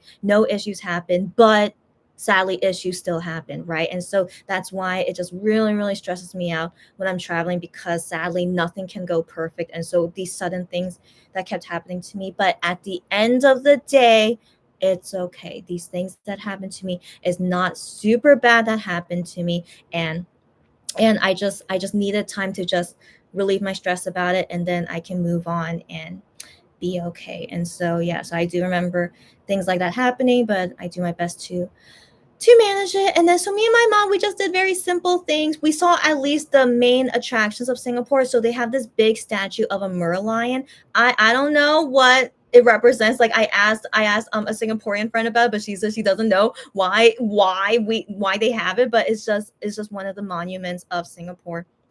So we saw that, and then we saw this big fancy garden there. It's called Gardens by the Bay, I think. But we didn't go inside, but we just saw the outside of it, and so that was nice. And then we tried some Singaporean food, some, and so, but we didn't try the main stuff because of my stomach. So I knew it was going to be an issue. But there was some stuff we couldn't try because my stomach wasn't feeling good. But then also my mom wasn't really too into the Singaporean food either. It's like, what can we do, And so we had some times where we ate Japanese food in Singapore. I find it so funny. My mom, every single country I've been with her. So I've been with her to Japan, but of course we eat Japanese food in Japan, of course. So she's very into she loves Japanese food. And so yeah, we of course eat Japanese food in Japan, but in all other countries, in Thailand, we ate Japanese food there too. In Hong Kong, Taiwan, and now add to the list Singapore. I was hoping we wouldn't eat Japanese food again, but every single new country I've been with my mom, it's only been Asian countries so far. Every single country, including Singapore, we ate Japanese food. So I find that hilarious. And so I was just like, okay. So the thing is, we wanted to eat at a Korean restaurant, but then we couldn't find a Korean restaurant. And so we ended up finding this Japanese restaurant. So that's the story of how this happened. But I was like, hilarious. But then even the day after, we still ate Japanese food in the airport as well. And so I don't know. I'm not sure if my mom likes Japanese food more than Korean food. I'm not sure. But the thing is, we did try one Korean dish at the airport, and it was interesting. It doesn't taste like from Korea. It tastes like the Singaporean version of a Korean food, in all honesty. But it was interesting. But definitely didn't taste like an original Korean dish, but it was enough to because my mom wanted to eat some like spicy soup and some kimchi, but I couldn't eat too much of it. But she had me taste a little bit, and I was like, wow, it's very interesting. But she was okay with that, but she definitely was more into the Japanese food. And so anyway, so yeah, so my mom wasn't super into the Singaporean food, but we still ate as much as we could of Singaporean food. And yeah, and then into the good part. So guess what? Guess what? I met so many people in Singapore. So first off, I announced on my K Shopper I'm going to Singapore because who knows? Maybe some of you guys need my help to bring over something or whatnot. I always like to announce when I'm going to a new country, because what if I could help with something? And so I announced I'm going to Singapore. And so first off, I met with a customer who wanted me to buy something for her in Korea and give it to her in Singapore. So I did have someone like that happen. And so it was super cool to meet her briefly and then give it to her. And she gave me a small little pouch as a gift. I don't know if she watches my YouTube. I don't think so, but really thank you for even wanting to get, I don't expect any of you guys to give me things. So when you give me things, it really, really just, it really, I don't know. I don't know how to react to it. And so I was just very surprised that she wanted to give me a little gift. And I'm just like, you don't have to. It's like, I put a little gift in her package as well, but still, it wasn't as much as like a little pouch, but I was just, you guys are very, very, very nice people. And so I speak about that for the Singaporean regular customer service, but at least with my Singaporean customers, they're really just, I don't know, you guys are too much. Okay. So I was just already like, oh my gosh, I can't believe she gave me something. And so that was very nice. So she was the first person I met in Singapore, delivering that to her, and then she gave me a little gift, and so that was just like, oh my gosh. And so then later on in this day, so for dinner time, so some of you guys contacted me saying like, hey, if you're coming to Singapore, let's meet up. I'm like, okay, let's make it happen. I mean, again, because I don't have any set schedule or big things to do in Singapore anyway, and again, just trying to go about it as easily as possible. And so I'm just like, yeah, I don't have any big plans anyway. Yeah, let's meet up. And so the first person I meet after the customer I met, and then later on that day for dinner, I met Sylvia. So this Sylvia who's talking with us right here, this Sylvia, yes, I met her in Singapore. And so I was so fascinated because it's my first time ever seeing her in person. So ever meeting her in person, talking with her in person, aside from online. And so I was like, wow, it was just so cool. Okay, so it was really cool. So me and Sylvia have met in person now, and excuse me. And so we go about our dinner. And so my mom, though, I don't know, my mom is just weird. And so I mentioned to her, hey, me and my friend Sylvia, we're gonna eat at this like fish soup restaurant because this fish is called, what's it called again? It was milkfish. So it's called milkfish. And so I've tried this before very, very briefly in Taiwan at the hotel I was staying at. And I thought it tasted not bad, but it was very, very a small amount that I tried of it. And so when Sylvia was suggesting to me places to eat at and whatnot, and I saw this as one of the restaurants there. I'm like, I'm so curious about milkfish and then see how it is in Singapore. And so yeah, I was honestly very curious. And also I felt like the way that it was made, is nothing spicy or super oily or something. So I felt like this is a really good dish that would be okay with my stomach too. And then Sylvia's like, oh yeah, sure. And then Sylvia's like, I've never even tried this before. I'm like, okay, let's try it. It's like first time for anything. And so I tell my mom about this and I show her the picture and she's like, okay, sure, we can eat there. And I'm like, okay. And so we get to the restaurant first. And so so we were waiting for Sylvia to come. So we get there early. And my mom is looking at the menu and she's like, I don't really want to eat this. And I'm like, Mom. So some of my stress from this trip honestly was from my mom too. And so I'm just like, Mom, I showed you a picture and you said it was okay, but my mom is like, I don't know. My mom still acts like a 4-year-old, that kind of feeling is like all of a sudden she's like, no, I don't feel like eating this. I'm just like, okay, Mom. Well, I'm gonna meet my friend here for eating, okay? And so you can there's other places that you could find in this place to eat at. Go ahead and do what you want, and yeah, I'll just be here, just wait for my friend, and me and my friend will eat here. So that was the plan because she really didn't feel like eating milkfish. But then as she was looking around other places, I guess she couldn't find something better than milkfish. So in the end, she decides to eat with us. And I'm just like, okay, fine. And so anyway, so it's us four. So my mom and her friend, they were eating their food first. And then while I was waiting for Sylvia to come, and then me and Sylvia were eating. And it was all good. It was all good. I think so. So like I'm still kind of nervous when you guys meet my mom. I mean, because my mom is just, I don't know. My mom is a lot. So she's full Korean, as you guys know, but I don't know. She's a lot. And so I just wonder, and I try to warn you guys beforehand, like just be aware that my mom is like kind of difficult and stuff. And even before meeting Sylvia, I told her like, hey, my mom keeps changing her mind. I don't know if she's gonna eat with us, but just prepare whatnot. And like yeah, so I did my best to prepare her with it. And also meeting my mom's friend who doesn't know any English, but I'm like, you don't need to talk to her friend though, like don't worry about that. So I just want to make sure everyone was comfortable of this of how we are hanging out. So in the end it's just me and Sylvia talking, and my mom is just there. I don't even know if she was just listening or not, but she was eating her own food. And then after they were done eating, then I think my mom went somewhere with her friend. I don't know what happened, but I was only there to talk with Sylvia anyway, and then my mom just do whatever. So it was a good time. Me and Sylvia, first time seeing each other, and we just catching up on everything. And then and well, okay, no, I don't want to talk about it without Sylvia's permission. But if you want to talk about like what happened to you recently, if you want to talk about it, let me know. And so anyways, yeah. So me and just Sylvia talked about K-pop stuff and about our lives, and then I told her about how I've been in Singapore so far, but also how like I'm so tired.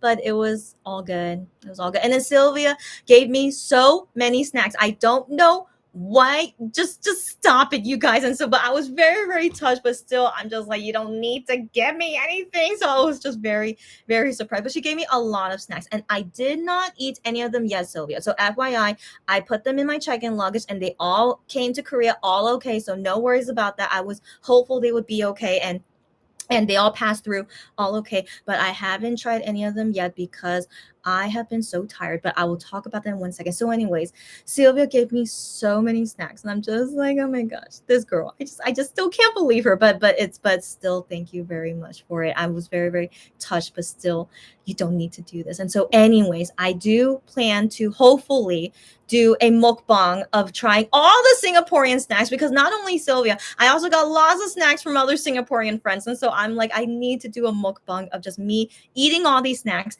But wait for me, because I still need to make sure my stomach is okay.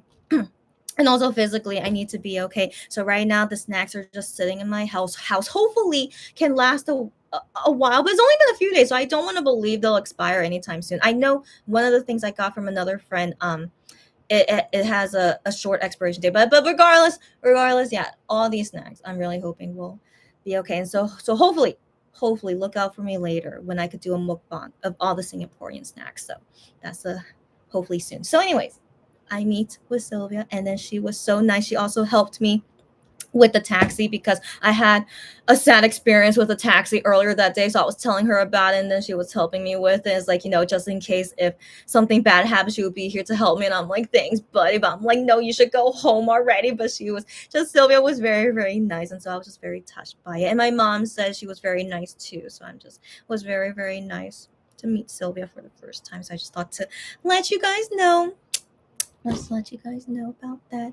And then and then and then the next day, so now into the next day, right? So the next day, which is September 11th, so this day I'm all day in Singapore, but my flight is September 12th at 1 a.m.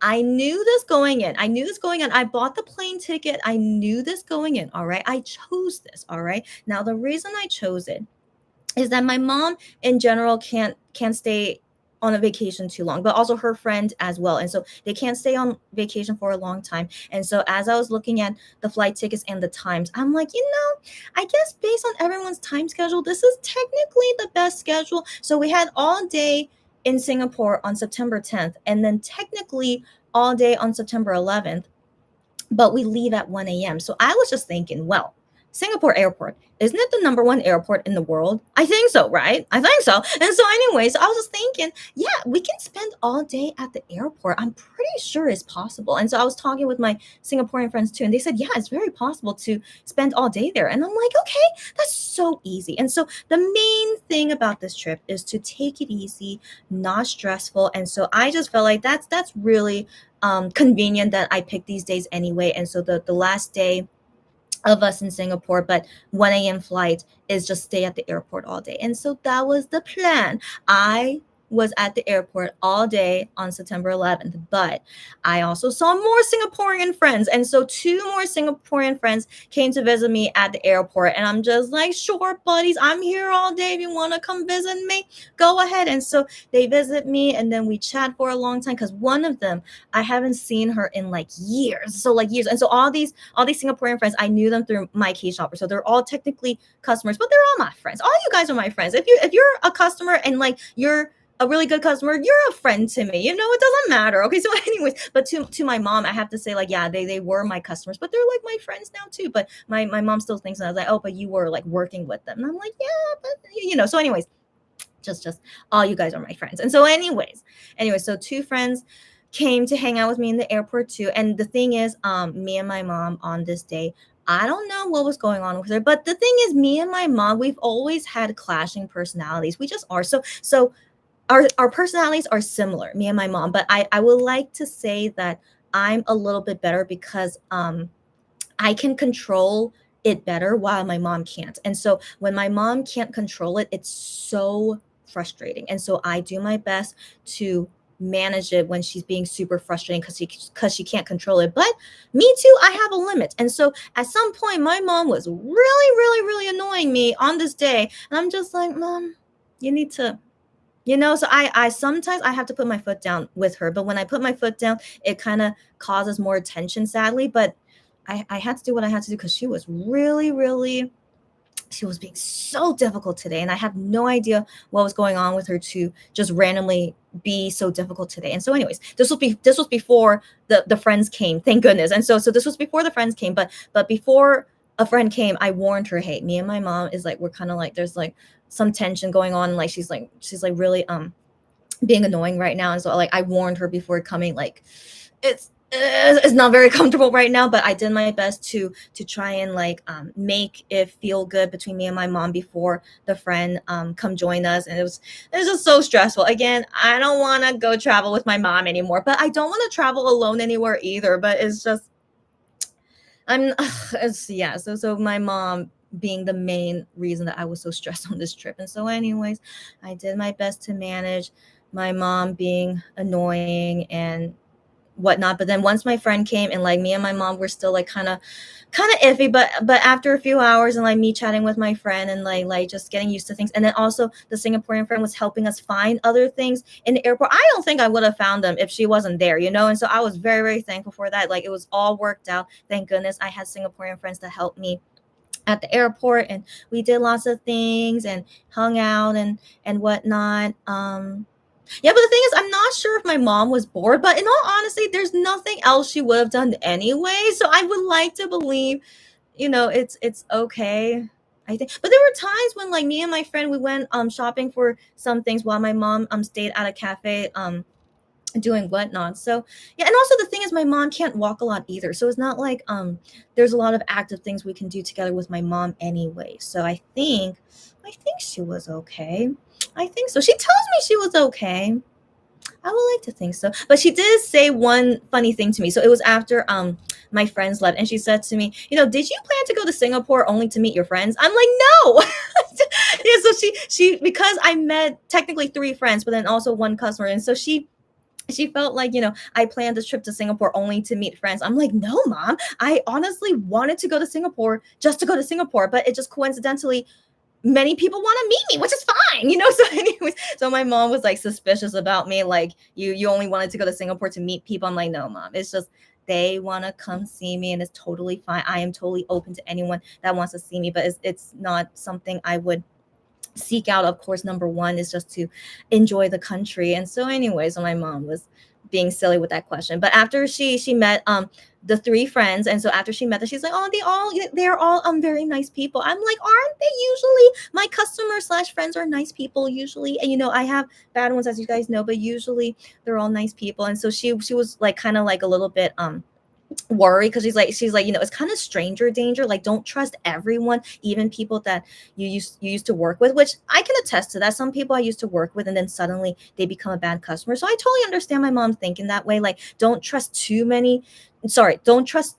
especially when you're meeting people for the first time or you don't really know them too well. But that's why, I mean, in general, I have good trusting feelings of like when I think someone is like not good. But then that's also why my mom wanted to stick with me while I was meeting my friends. She just wanted to make sure that they're not stranger danger or anything. But anyways, but I was very relieved when she said that all the friends I met, they all seem good and nice people. And I'm like, yeah, they usually are. And so she overall felt good meeting everyone, which was good.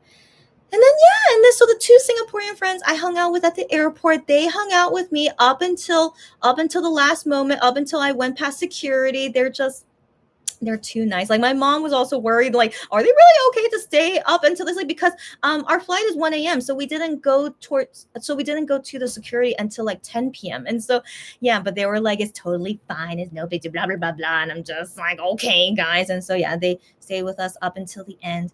And then once we go past security and then see the airport inside, I'm just like, wow, Singapore airport, Changi airport, is that the pronunciation? So anyways, this airport is really really nice. It's really really nice.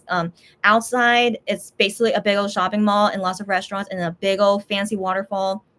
It's super super, just super super fancy. And then after security, I was in terminal 4, so I don't know how the other terminals after security, but even terminal 4, which is apparently like the less exciting terminal, it was still pretty cool inside, and it was very mellow because there's not a lot of people flying out of terminal 4. So I thought it was pretty good. And our flight going from Singapore to Korea on this day was not a lot of people on the flight. I was honestly kind of shocked. I thought most people would have full flights, but this flight, it wasn't packed at all. And so it was overall an easy flight, thank goodness. But I was so tired, okay, of course, because it's a 1 a.m. flight. So I did sleep enough. I felt like I didn't think I could fall asleep on the plane, but I ended up doing so at around 3 a.m. I think. And so going from Singapore to Korea, it's about a 6-hour plane ride. But I think in the end, the pilot drove really fast or something. I think it was still 5.5 hours of flying time. I think so. And so it was a long flight, but yeah, I did eventually fall asleep, but then I kept waking up during the flight. Just what can you do? It's just not comfortable sleeping in a plane. But I got okay naps. Excuse me, I got okay naps on the plane, and then I arrived in Korea 9 a.m. Korea time, September 12th. So it's 9 a.m. right, and we landed. I'm just like, I'm so out of it. It's just I didn't have a full night's sleep, of course. And so I I was so tired. And so the thing is, my mom's friend drove us to the airport. So he also drove us to our houses and stuff. And so I was worried about him. Like, I hope he's okay driving us. But he was okay. actually he almost got lost, and that was really worried. But I'm like, I'm so tired. I can't focus on what's going on. But thankfully, we were okay. Thankfully, okay. So it's just it's so dangerous. But thankfully, I don't know if he slept on the plane or anything. But so, anyways, I thankfully got home okay. It's all good. And so once I got home, it took a while because there was traffic. So there was traffic driving to my house. And so, anyways, once I got home, it was like 11:30, I think 11:30 a.m. And then I'm showering and getting ready, and I'm just like, okay, I should go to sleep. But then I couldn't go to sleep. But then I was like, no, I'm gonna go to sleep. And so I was still going about my day, and there was some work I had to do too. I'm always working, but don't worry, it's very, very simple work. But I remember I had to do some work when I came back home because I could only do it on my computer. So I did a little bit of work, and I didn't feel too sleepy yet. But then finally I did feel sleepy at around 1 p.m. And so I'm like, okay, it's fine, it's 1 p.m, let's go to sleep. Okay, so I go to sleep. Okay, so I go to sleep, and guess what time I woke up? I woke up at 7:30 p.m. Yep. Yeah. So my sleep cycle is totally ruined, but it's okay. All right, it's okay. So this is September 12th, right? And I wake up at 7:30 p.m. And I'm like, okay. I wake up and I'm like, I don't know. I don't know what to do. Like, should I keep staying awake? Or maybe should I try to go to sleep? But then again, I was hungry. I was hungry. So I'm like, okay, I should eat something. So I ate a little bit. And then I'm going about the rest of the night. And I'm like, okay, I'm pretty sure I still feel sleepy, but I'm not sure at the same time. And so the last few days up until today is just me trying to get used to sleeping again. So the time difference between Singapore and Korea is only a 1 hour difference. Singapore is only 1 hour behind Korea. So I'm not really jet lagged, but I'm pretty sure just from the whole busy Singaporean trip and not sleeping all night on the plane, and also the stress, I still feel like in some sense my body was also recovering from all that stress that I dealt with in Singapore too. So I was dealing with a lot. And so so I wake up 7:30 p.m. and then I go about the rest of the day thinking what's going to happen to me, and I fall asleep at 3 a.m. No surprise. All right, no surprise. So anyway, so September 13, right? And so I go to sleep at 3 a.m. I can't remember what time I woke up, but I woke up. I'm pretty sure I woke up between 10 to 12 p.m. I think I did because I had to do something work related on the 13th. I know I'm always working, but it's really small stuff. And so, anyways, yeah, I had to do something on September 13th at 10 a.m. No, now I remember I had to do it at 10 a.m. So I had to wake up before 10 a.m. Okay. So I did that. And then I stayed awake for as long as possible. And I'm pretty sure I went back to sleep. I'm pretty sure I went back to sleep maybe at 2 p.m. I'm pretty sure I did. So I went back to sleep at 2 p.m. And then I can't remember what happened. But I just remember I was so tired. That's all I can remember. I was so tired. I must have done some other work later on that day. I'm pretty sure I did. Okay, no. Okay, so this was Friday, and I had to do some house errands. That's right. So I had, and that there was like a time limit for me to do this house errand. So I had to do this house errand. I did that. Yeah, that's right. So I took a nap in the afternoon, and then before the time limit for my house errand, I had to do that. And so I did that by like 9 p.m., 9:30 p.m. I did that, and I still felt sleepy. That's right. And so I just went about the rest of my day. And then I can't remember when I fell asleep. And so anyways, as you guys get the idea, I have been struggling. I've been struggling ever since I came back to Korea. And so my sleep has been crazy. Yeah, my sleep has been crazy. And now into Saturday, which was, that's right. And then Wano's fan party. Okay, finally, let's talk about it. Okay. Oh my gosh. So I was half asleep. I was okay, but this is a good story. Okay. Is it? No, it is. Okay. So just keep in mind, yeah, that's what I was doing Thursday and Friday. So out of it, still needing sleep, and yeah, and then I go to sleep as early as I can on Friday because I have to wake up early for Wano's fan party on Saturday. Okay, but it's a good story. It's a good story. So let me catch up on comments and then I'll talk about what happened to me on Saturday.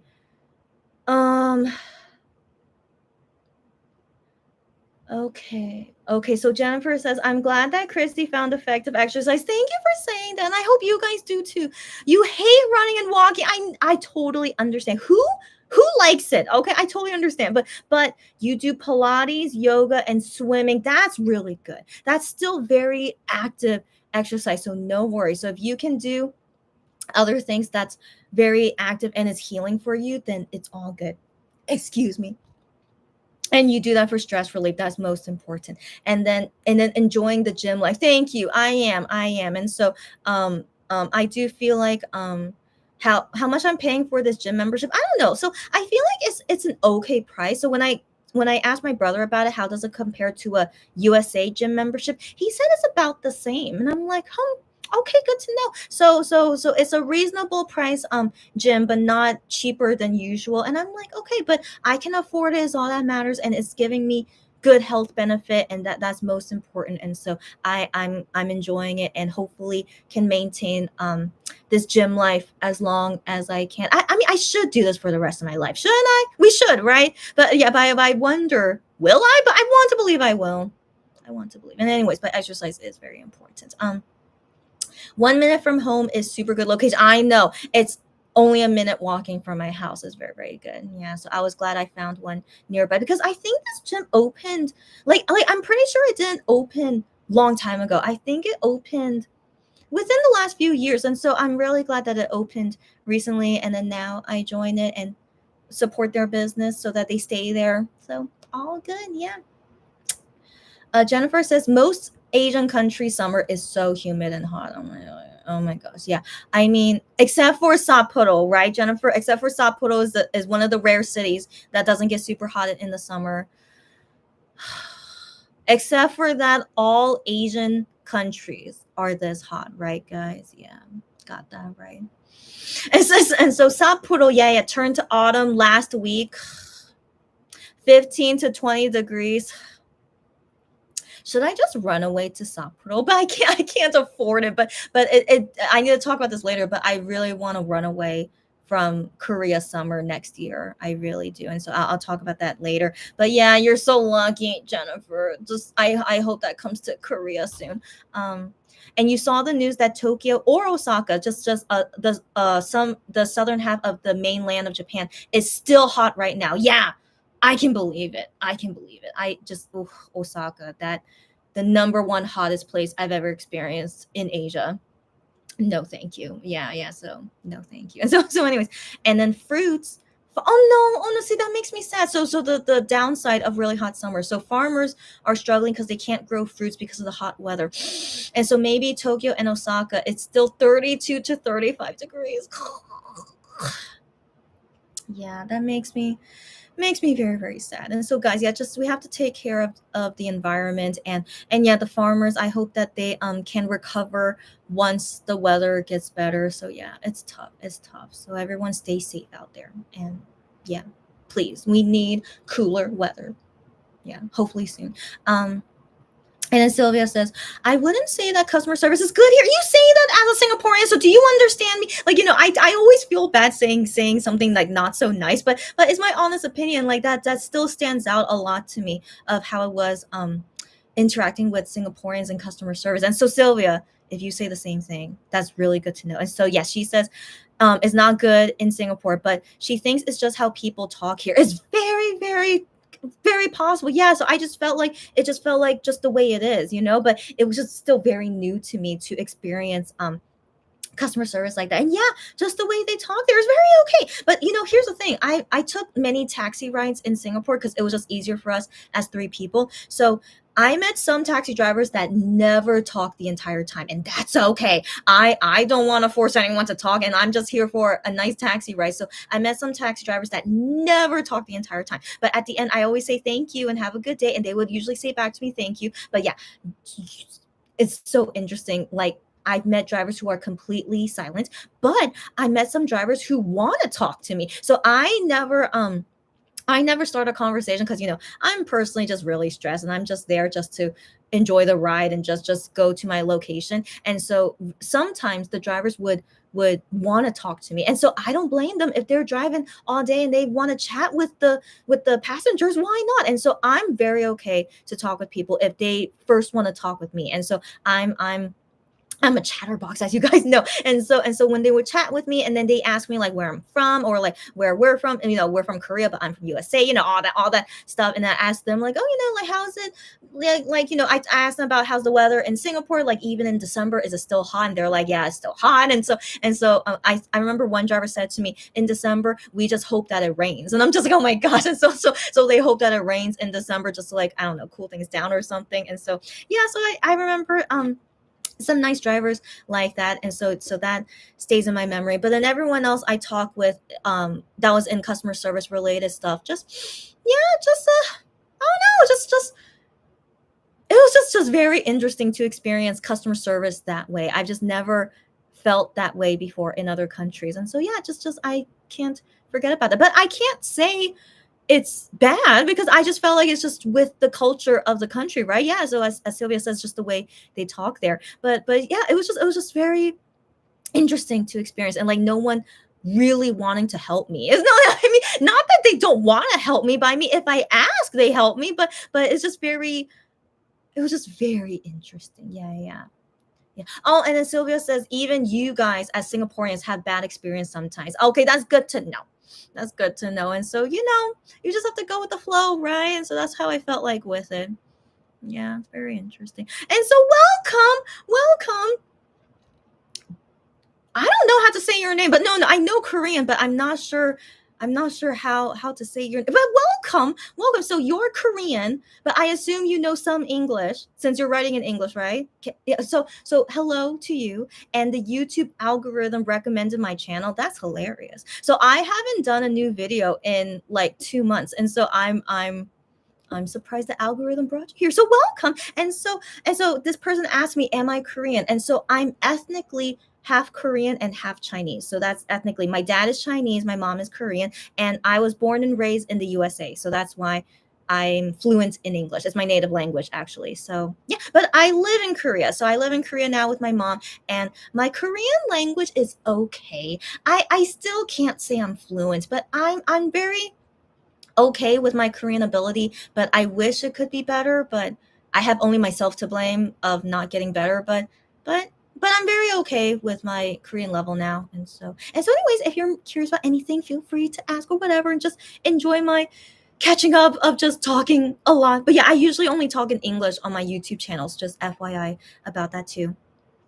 And then Sylvia says, I know, thank goodness someone was with me during the last day at the airport. It can be confusing sometimes. Sylvia, thank you for saying that. But yeah, I knew those friends wanted to visit me at the airport, but I didn't think they would be so helpful. I mean, I wanted to believe they would. I mean, I felt weird saying that. But no, I just wanted to meet them, but I didn't think they would help me a lot. And so do you get what I mean? And so I just wanted to meet them and just chill out, but they ended up helping us a lot. And so I was like, I was just very thankful for that. And so yeah, the airport can be confused. I mean, it's freaking 4 terminals. And I was really surprised that terminal 4 is disconnected from the rest of the terminals. I didn't know that. And so my friends told me that, and I was just like, wow.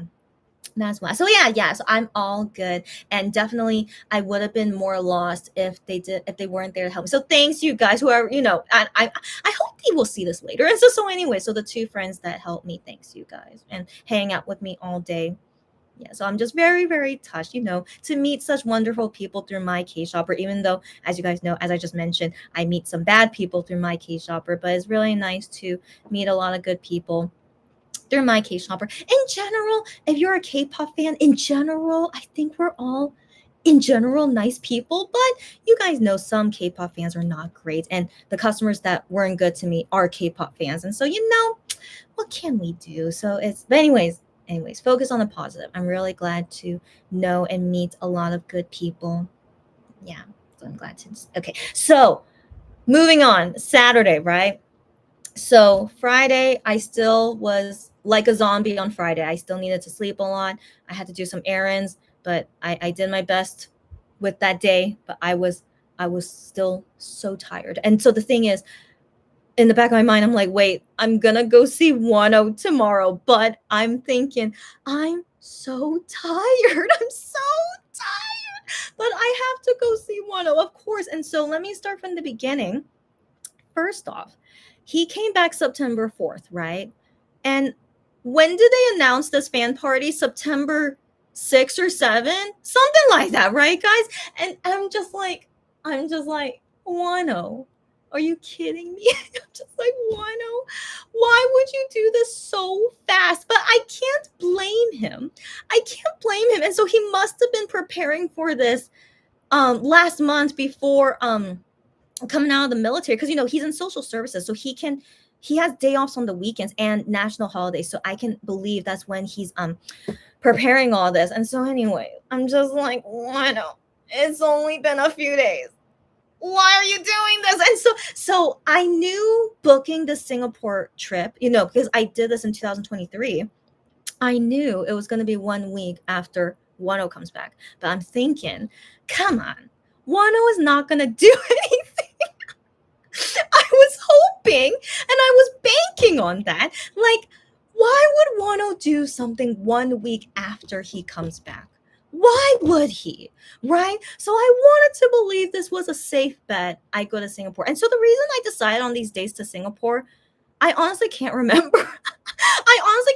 But I think these were the ones available, number one, and were the best prices, available and best prices. So among all the dates that were available, this looked like the best one. And also, for some reason, I felt like going in September was okay to Singapore. I don't know why. Who knows why? But anyways, but yeah, I knew it was 1 week after Wano comes back, but I wanted to believe nothing will happen. But lo and behold, Wano never proves me right. He always does this. Okay, so I'm still recovering from my sickness during this time. And so I see the announcement of his fan party.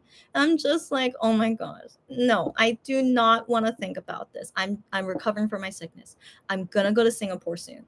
And now freaking Wano announces a fan party. So I look at the information and it's going to happen on September 14. I'm like, well, first off, thankfully I'm in Korea on that day, but it's 2 days after I come back from Singapore. So I'm still I'm not feeling great about it, but I'm just like, but of course I need to go, right? Of course I need to go. But I wasn't feeling great about it because of the time. But then I look into more details, and so I have to see, when does ticketing open? Ticketing opens September 9th, 8 p.m. Korea time. So I see that and I'm like, oh my gosh. Because at that time, I'm in a plane flying to Singapore at that time. So I'm thinking to myself, well, Wano. I mean, I planned the Singapore trip last freaking year. And for some reason, you make this fan party and ticketing clash with my Singapore trip. And I'm just like, well, Wano, what can we do? All right. I can't be lucky all the time. I already, haven't seen a Monster X concert since 2019, as you guys know. So I'm like, you know what?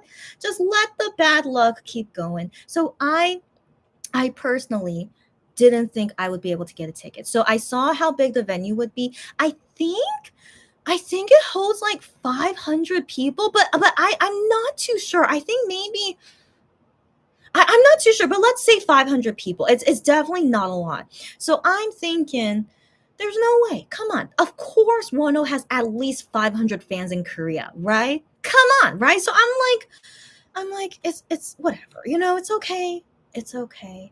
Just I can't defeat luck. So luck has happened this way. There's no way I can get a ticket because I'm literally flying in a plane when ticketing opens. And so I'm just like, Oh well. So I was gonna look at ticketing once I land in Singapore, but not immediately. I still had a lot to, I had to get to the hotel and everything, so that was priority first. And so after landing, making sure everything went okay, our luggage, going to our hotel. And so once we were finally all settled at the hotel, I think at this time, what time was it? Singapore time. So Singapore time was 11. I'm pretty sure 11 p.m. 11 p.m.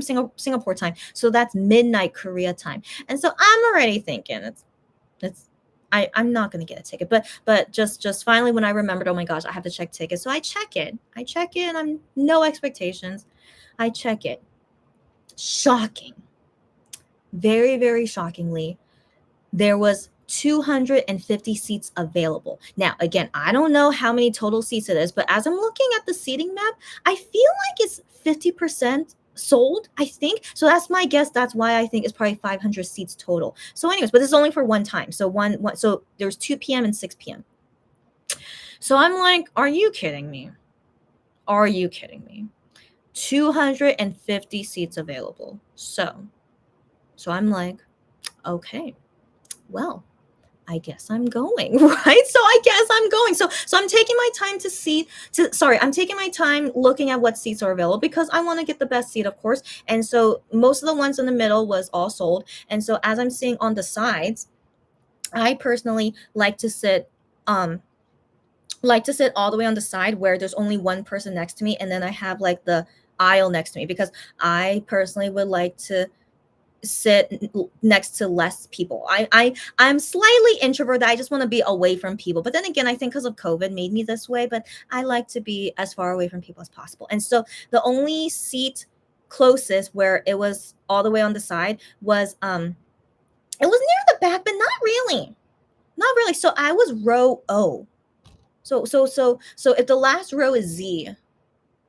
Okay, so that's for you guys to know. So I was row O, all the way on the side with an aisle next to me. So I was like, I'm very okay with that. And so between choosing 2 p.m. or 6 p.m., I had a feeling I was not going to be able to handle a 6 p.m. show just because of coming back from Singapore and how tired I would be. I was already predicting I was going to be pretty tired because of the overnight flight. So just with my best guess, I felt like 2 p.m. would be best for me. So I got 2 p.m. in this seat, and I decided not to do 6 p.m. So I don't go in person 6 p.m., but I also do not get the online stream at 6 p.m. First off, I'm very okay just seeing 101 time. I really am. So I'm okay with just seeing it one time. But I'm just thinking in my head, after the 2 p.m. show, whether I see it in person or online stream, I really think I'm gonna be so tired. And I'm very okay seeing him at least just one time. And so I plan to not do anything at 6 p.m. And so I only got the 2 p.m. ticket. And I was like, wow. So it wasn't bad luck after all, but I'm still really shocked it didn't sell out. But here's my thinking. As Sylvia said earlier, it was too last minute. You're exactly right. And so Sylvia already had plans on that day, so she couldn't do the online stream for it, which is totally understandable. And so with us in Korea of able to go in person, first off, it's Chuseok weekend. Okay, so Chuseok is this upcoming Tuesday, but this weekend is a day off all weekend. So usually people would go visit their family starting on even Thursday or Friday, and so they would have that whole weekend just hanging out with their family. And so it's very possible many Korean fans couldn't go because they already planned that whole weekend would be to hang out with their family for Chuseok. So I do think in general that could explain why it all didn't sell out. And yeah, last minute. Um, Honestly, the ticket is kind of expensive. So anyone who can't shell out that much money last minute as well. So I feel like there's so many reasons for it not to sell out. And so he sold out at least half of it. I say that's still pretty impressive. Selling out at least half of the venue, given it's 500 people to begin with. So I say that's not bad. And so overall, I felt it was okay. And it gave me the chance to get a ticket, even though I couldn't get it right when it opens because I would usually expect it to sell out very quickly. But I got very lucky. It didn't sell out quickly. So I got a ticket for 2 p.m. And so I knew that was in my schedule after I go back to Korea. And so I was hoping I would be okay. I technically have 2 days of rest before Oneo's fan party, but resting on Friday, I was still so out of it. I don't know what was wrong with me, guys. Maybe because I'm getting older. I have no idea what's wrong with me. But then again, Singapore trip was overall stressful, and the flying, I feel like my body was still recovering as well, since I can't deal with stress as well as I used to. So I think it did lead to me just really needing a lot of time to recover. And so anyway, so I go to sleep Friday as early as I can and waking up as early as I can. So I'm this style where I want to go to the venue as early as possible because I just don't want to be stressed with anything. So I want to do everything as stress-free as possible. So I go to sleep early, hoping to wake up early. And I do wake up as early as I could. I think I woke up nine something, and I wanted to leave my house by 11:30. And FYI, the venue is not far away from my house, so I'm really wanting to go super early because I want to be super early. So anyways, I go about getting ready because I want to look good too. So I go about getting ready with everything, and I make sure I got everything. I got this light stick, and I still had to prepare other things. I got my umbrella because it might randomly be raining, so umbrella. And I had to find my Weenie membership, fan club membership card, and I did. So I thought I lost it because I haven't used it in so long, but I found it. So I was like very thankful I found it. So I felt like I got everything. I got batteries for my light stick. I thought I got everything. But anyways, let me get into that story 1 second. So I felt like I got everything. I was all ready, and I left my house at around 11:30 a.m. And then I got to the neighborhood. So I didn't get to the venue yet because I'm so early. So I got to the neighborhood at around 12:10 p.m. So early, but I like being so early so that I don't stress about the time. So I'm there so early, so I just go around the neighborhood and check out some things. And I also wanted to eat something because I didn't eat anything yet, but I still had to be careful. And so I'm just chilling, and then I remember there was a time limit to get your photo card if you're in the fan club. So I remember there was a time limit, but I couldn't remember what was the time limit exactly. And so after I finished eating, I go off to find the venue at around 1:15 p.m. And so this venue is inside a university. So this university is called Ewha Women's University. If you guys ever heard of it, but it's also a nice tourist location. I recommend it. So anyways, I go inside there to try to find it, but I was so confused where my map was telling me where to go. I'm like, is it in here? Is it in here? So it was a very confusing area because I'm expecting some kind of auditorium theater thing that's very obvious. Sorry. It's very obvious of where the venue would be, but it wasn't obvious. And so I'm looking at my map, and it tells me to go in here, which looks like a dead end. So I'm like, okay, but let me trust my map. Let me go in and see. And so thankfully, as I'm following the map, and then I'm looking at the signs, and so I go towards this dead end, which then goes into like a building. And so inside this building, I go all the way to the end, and there is the venue. And so it's very, very unique. I should have taken I should have taken video or photos of it, but keep in mind I'm really, really tired. So even right now, as I'm going about this trip to Oneo's party, and my mindset at this time, I just came back from Singapore, I'm legit half asleep the whole entire time. And so I was thinking I should do a live, or like I should show something, but my mind was still not was I was still I don't know. I was just out of it. I don't know how to explain it, but I was still out of it. And so I just go about it. I just want to go about it as calmly, as stress-free as possible, and just thinking like, oh my gosh, I'm gonna see Wano. I haven't seen him in 2 years. Is this for real? I'm gonna see Wano. So, I was also dealing with lots of feelings. I'm just like, oh, there's too much going on. And so anyway, so I get there, and I had to pick up my ticket first. So I got that first. And then I go to this line where they check our membership stuff. And then to get the photo card, I had to wait in this line for like 5-7 minutes. It was kind of a while, but it was okay. I was just waiting there until it was my turn. And thankfully, all went totally fine to get my photo card. And I posted it on Twitter, the photo card, which is very cute. And I'm just like, oh, and the back said something. the back had a message that he wrote. It says from now on, um how do I translate that into English? It's like from now on, like take care of me, or like basically like he's saying to us as a singer to the fan of like, you know, I'm trusting you guys, or like I'm depending on you guys kind of feeling. So like, you know, now that he's out of the military, it's just a nice way to say to us like I'm I'm depending on you guys. Like I'm looking forward with you guys. Like from now on, that kind of nice message. And so that's at the back of the photo card. And then at 6 p.m. is a different photo card, but I did not get it, of course. But I'm very okay with that. So I get all that, and I finish at around 1:30, I think. And so it's 30 minutes until showtime. And I'm just walking around. I'm just like, okay, I'm gonna see Wano soon. So I was really out of it. I was just dozing off. You know, I posted that on Twitter. I was just dozing off, and I'm like, okay, what else should I do? So I'm just dozing off, and then I wasn't sure if they opened the doors yet for us to go inside. So I was just waiting a little bit, and I was seeing everything of what to do. I think I was talking with one of my friends at this time too. Yeah. So I was dozing off, and then once it was like 1:45, I think that's when I'm like, okay, I'm pretty sure I could go inside now. So I try to find where's the entrance, and so I found the entrance. There was like, it was depending on where your seat is, and so I went to the correct entrance.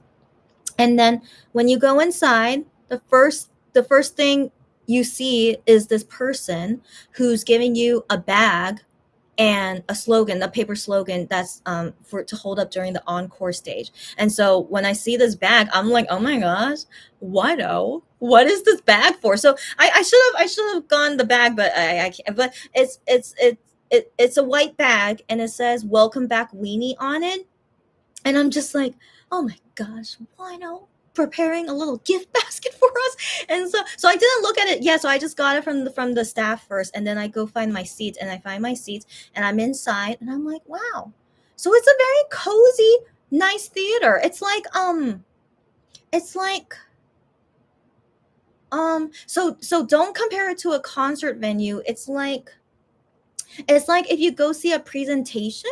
It's like if you go see a presentation for something, or uh or you could see a performance too, but it's like really cozy auditorium theater style, which I thought was nice. And so that's why it's like 500 people can be in here. So it was nice and cozy, and it wasn't all sold out. So yeah, like I said, I felt like at that point it was like 70% full. It felt like most of the middle was taken, and then a little bit of the sides were taken. So I felt like it was like 70% taken.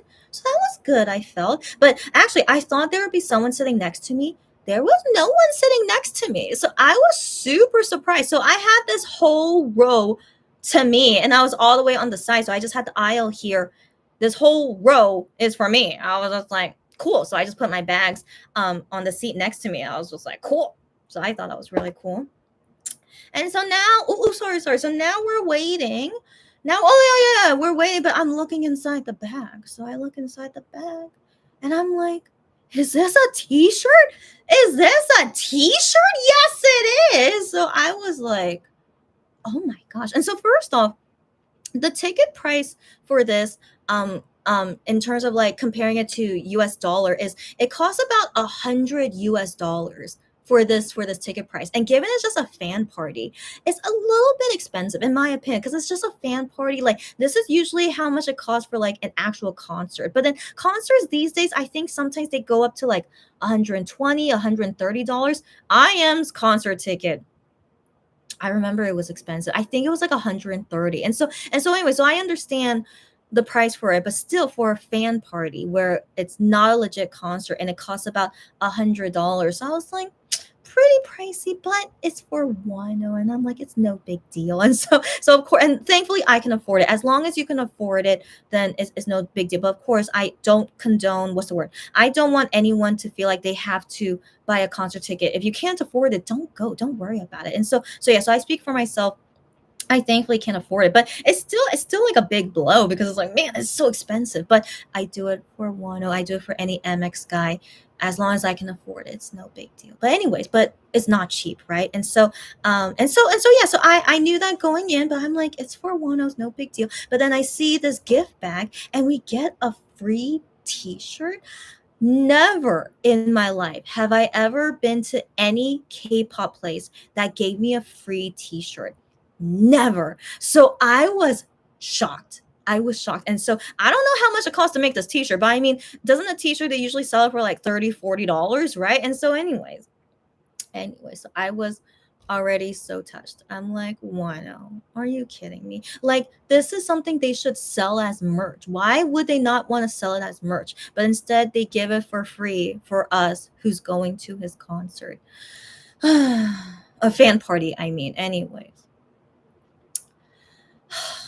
it's just yeah, so I was already feeling touched. But by the way, I saw this T-shirt already. So while I was waiting in line to get my photo card, I saw a staff who was taking photos, and it just looked like a staff that was in charge of taking photos and videos. And so I saw her T-shirt, and on the back said "Welcome back, Weenie." And so I'm like, oh wow, so there is merch, I guess, of this T-shirt. And so I was thinking, oh, I guess they're gonna sell that later. That was my thinking when I saw her wear that T-shirt. Or I was also thinking, maybe that's only for the staff and maybe not for fans to get. And so I was just thinking about it. I was just like, interesting about that T-shirt. But then I see that we each get one.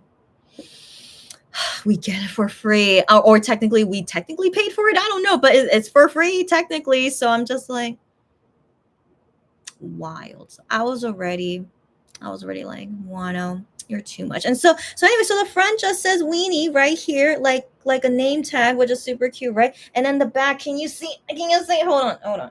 Can you see? Oh, you can't. Okay, can you see it? Can you see it? Oh, so it says fan party, and then welcome back, Weenie, right? Can you see it? Can you see it? Okay, you guys see it? Okay.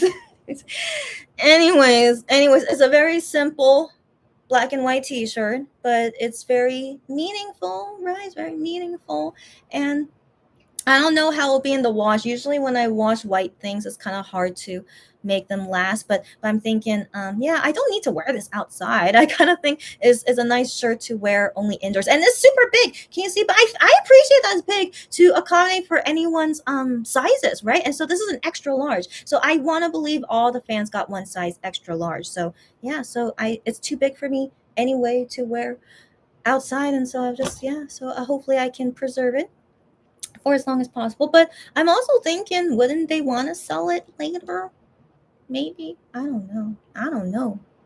So that's a mystery for now. But yeah. So anyway, so I see this bag with this T-shirt, and then I also see there's some candy in here. I'm like, that's kind of random. I felt it was a little bit random, but it's very cute. My first food I got from Wano. Is this my first food I got from him? Well, I had a food truck at a Monster X music show before Wano left. That was technically my first food from them. But let's say from Wano as a solo is my first food from him. I'm pretty sure. But yeah, so I saw there's these two candies inside. So that's what this thumbnail photo is. If you guys saw the thumbnail, Maltzers, whatever that's called, like the malt. It's like a Whopper. It's called a Whopper in USA, but I think it's called Maltzers. Anyways, but it was caramel flavor. It was delicious. I really like that type of candy. So I was like, oh, I really like, but I already ate it, by the way, so I can't show it to you guys, but I did take a picture before I ate it. And so it was Maltzer caramel candy and then M&M's peanut flavor. And so if you guys saw Wano's tweet, he's like posing with the candy. That's why he was posing with it, because that's the candy he gave to us. And so I was like, how sweet. But the tweet just said, for weenies, just for being sweet and I don't know, for being sweet and being sweet to us. I don't know, I can't remember the tweets, but it was something related to being sweet. And so I personally actually needed candy. It's hard to explain, but you know that feeling when you need candy. And so I was like, oh my gosh, this is so perfect. I needed to eat some candy. And so yeah, so I liked the candy. And the other thing that was inside is what is this? I don't know. I didn't look at this until now, so you guys can see it with me. So it was face down like this, right? Welcome back, Weenie Wano, like this. But then I take it out just now because I didn't look at it until now. And then it's freaking what the heck? Okay, so it's freaking so I think if you buy the online stream, maybe you guys get this too, but I don't know for sure. It's just my guess for now. But first off, you get 2 photo cards. One, this guy. Okay, so it's 2 photo cards, and so the back just says "Welcome back, Weenie," and then fan party on top, and then Wano on the bottom. I like that it's pink. Pink is very cute. And then he drew flowers. Oh, so all that white is all his drawing. It looks like someone drew that, so I want to assume Wano drew that. Very cute, very cute. And so here's the first photo. Oh my gosh. And so this is how he looks like after finishing military service. I don't know, he still looks different. He looks different, but not really at the same time. I don't know what the social service did to him, but I don't know, he looks different these days. But again, I feel like maybe it's because he hasn't been exercising. But yeah, but anyways, and then the second photo, like this. Yeah. Doesn't he look more skinny? But then again, I wonder, did they Photoshop this? But when I saw him in person on stage, he doesn't look skinny. So I'm so confused. And so anyways, so we get these 2 cute photo cards. And then I think this is like a sticker sheet. What is this? What is this? Oh, okay. Okay, so this is a sticker sheet, but you have to cut it. So it's not pre-cut, so you have to cut it to use it. But it's all his drawings. How cute. Oh, it's Blackpink. How funny. Because yeah, anyways, how cute. I'm surprised it's not blue. Yeah. Oh, I'm surprised it's not blue. But anyways, yeah. So just look at that for a little bit, and then I'll tell you guys what this thing is. Weenie and Wano. Yeah, they drew a little doggy too.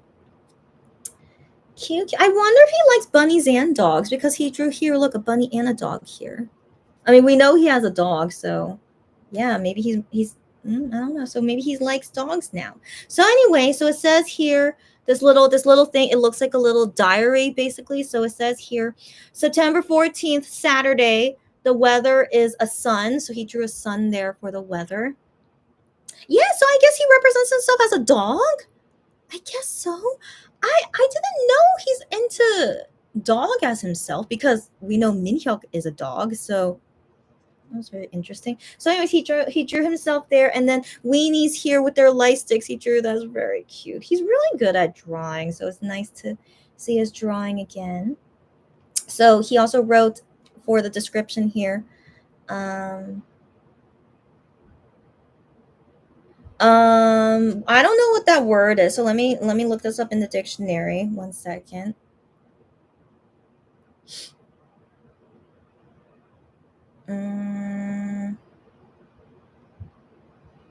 Okay, lighthearted, carefree, free and easy. Okay. So it feels like, I have like no worries. I'm so carefree right now. So yeah, so okay. So I assume he says that because he finished his military service, so he feels very free and lighthearted. He feels good. Okay, so like today, this kind of carefree, lighthearted day, I'm feeling this for the first time.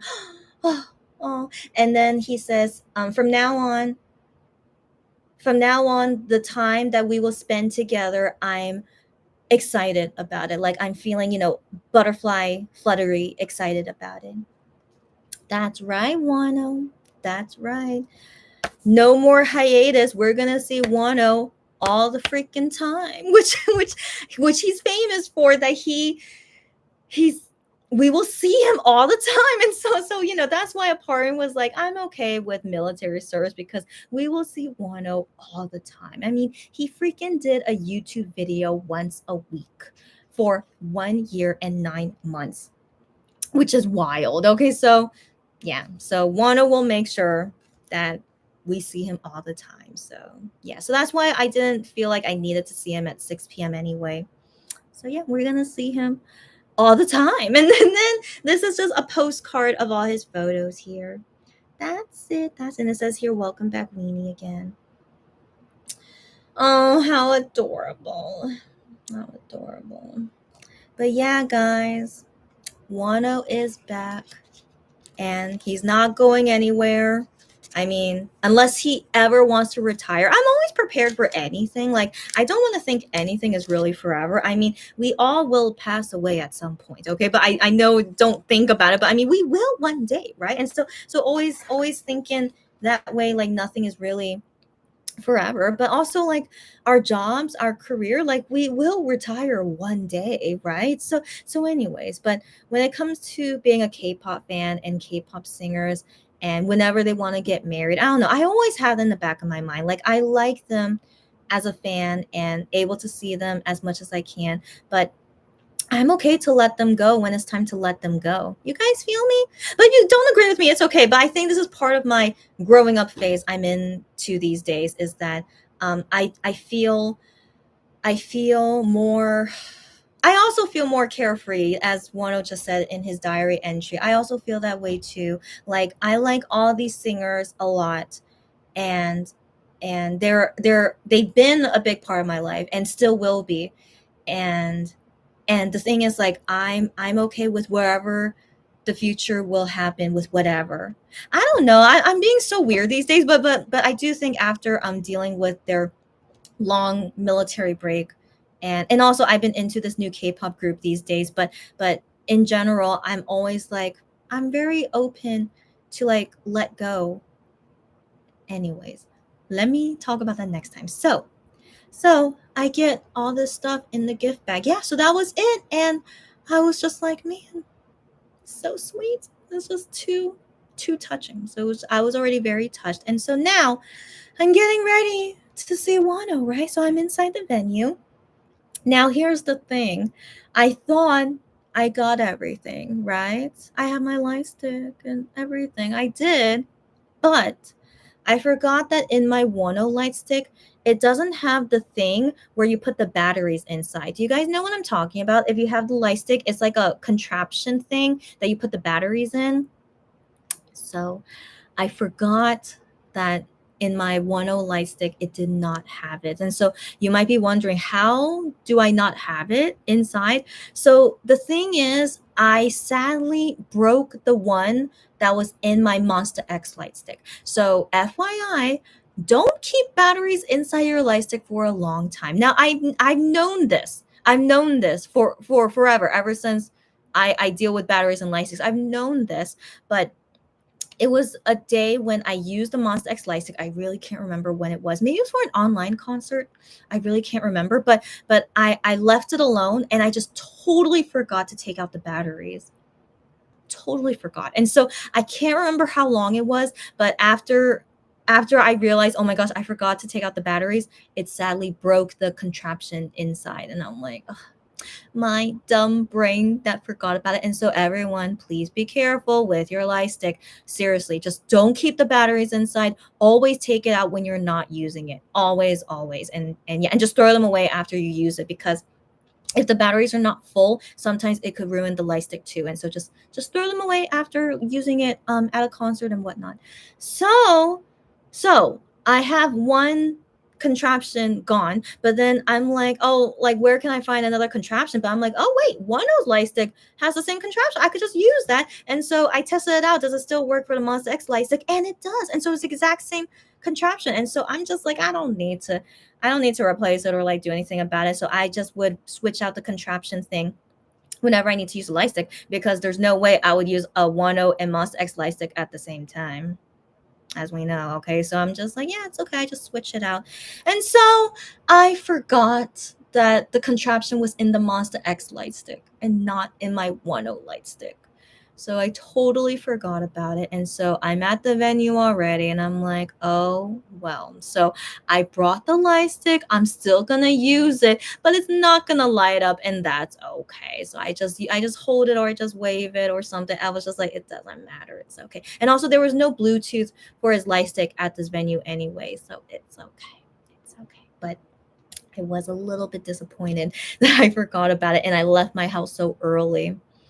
But it happens. It's okay. So, anyways, we're going about the fan party, and there's an MC that they hire to do the show. And so this guy comes out first, just hyping us up, as an MC does. He hypes us up, and then once it hit 2 p.m., then he goes off stage, and then Wano performs his first song. So his first song was Best Shot. I should have written it down, but I was so tired, guys. So I was really half asleep but trying to focus because I'm excited to see Wano, but I'm so tired. And so yeah, so I'm just watching it. I just want to enjoy and not think about anything.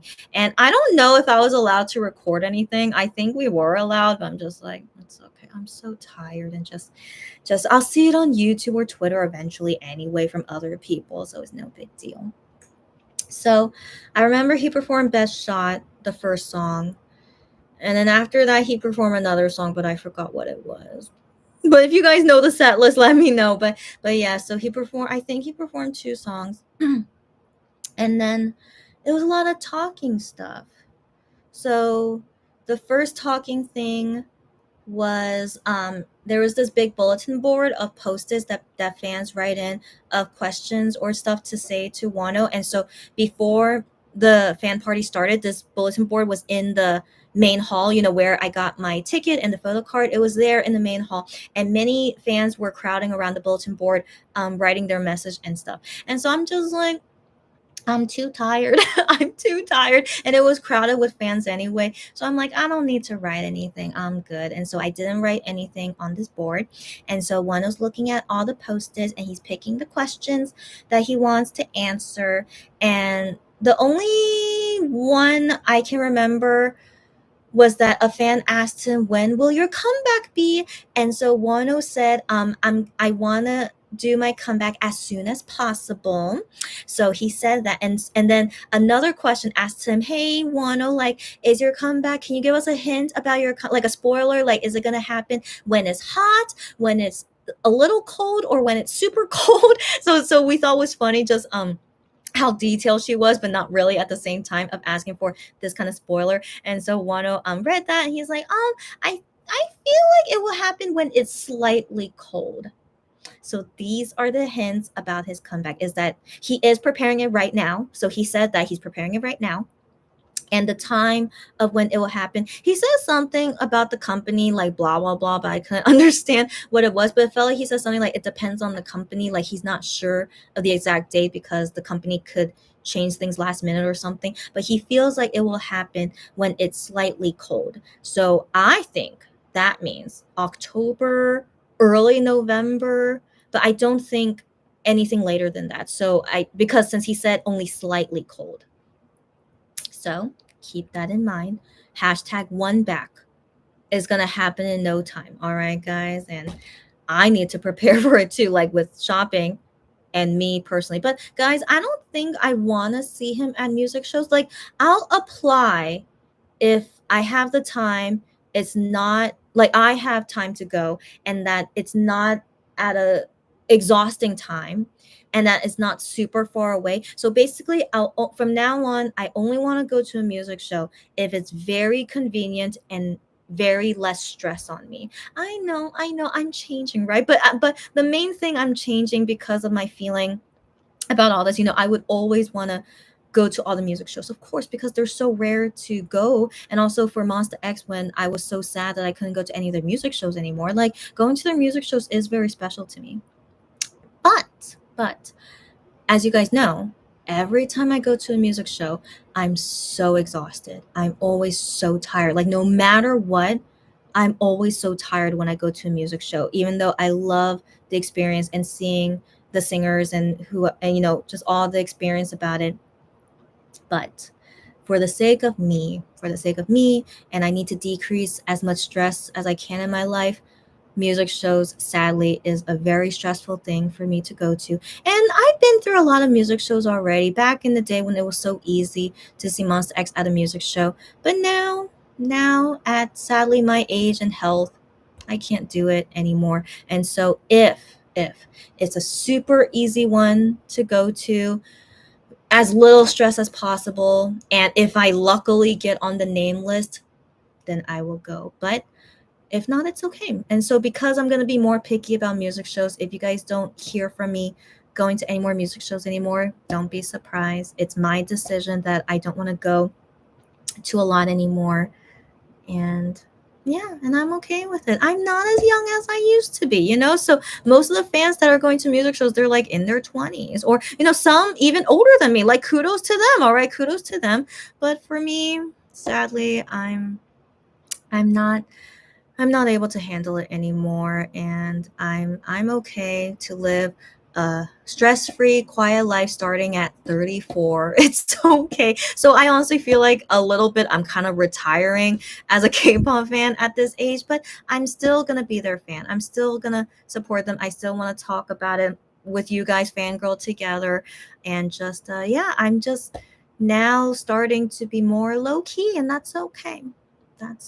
So just be aware about this. And so yeah, he said those things about his comeback, and I can't remember what else he said. So that's all I can remember for now. And then after this Q&A session, then it was into more performances. I remember he performed a song where there was only a mic stand. So I want to believe the same songs he performed at 2 p.m. are the same as 6 p.m. If anyone saw it at 6 p.m. online stream, if you guys can tell me what happened, let me know. That's why I wanted to see Lulu here, but she's not here, sadly. Let me see if maybe she's like still sleeping, or maybe she doesn't know that I'm live. Let me cacao her just in case, and see if she can join us. Because I know Lulu saw the 6 p.m. stream. That's why.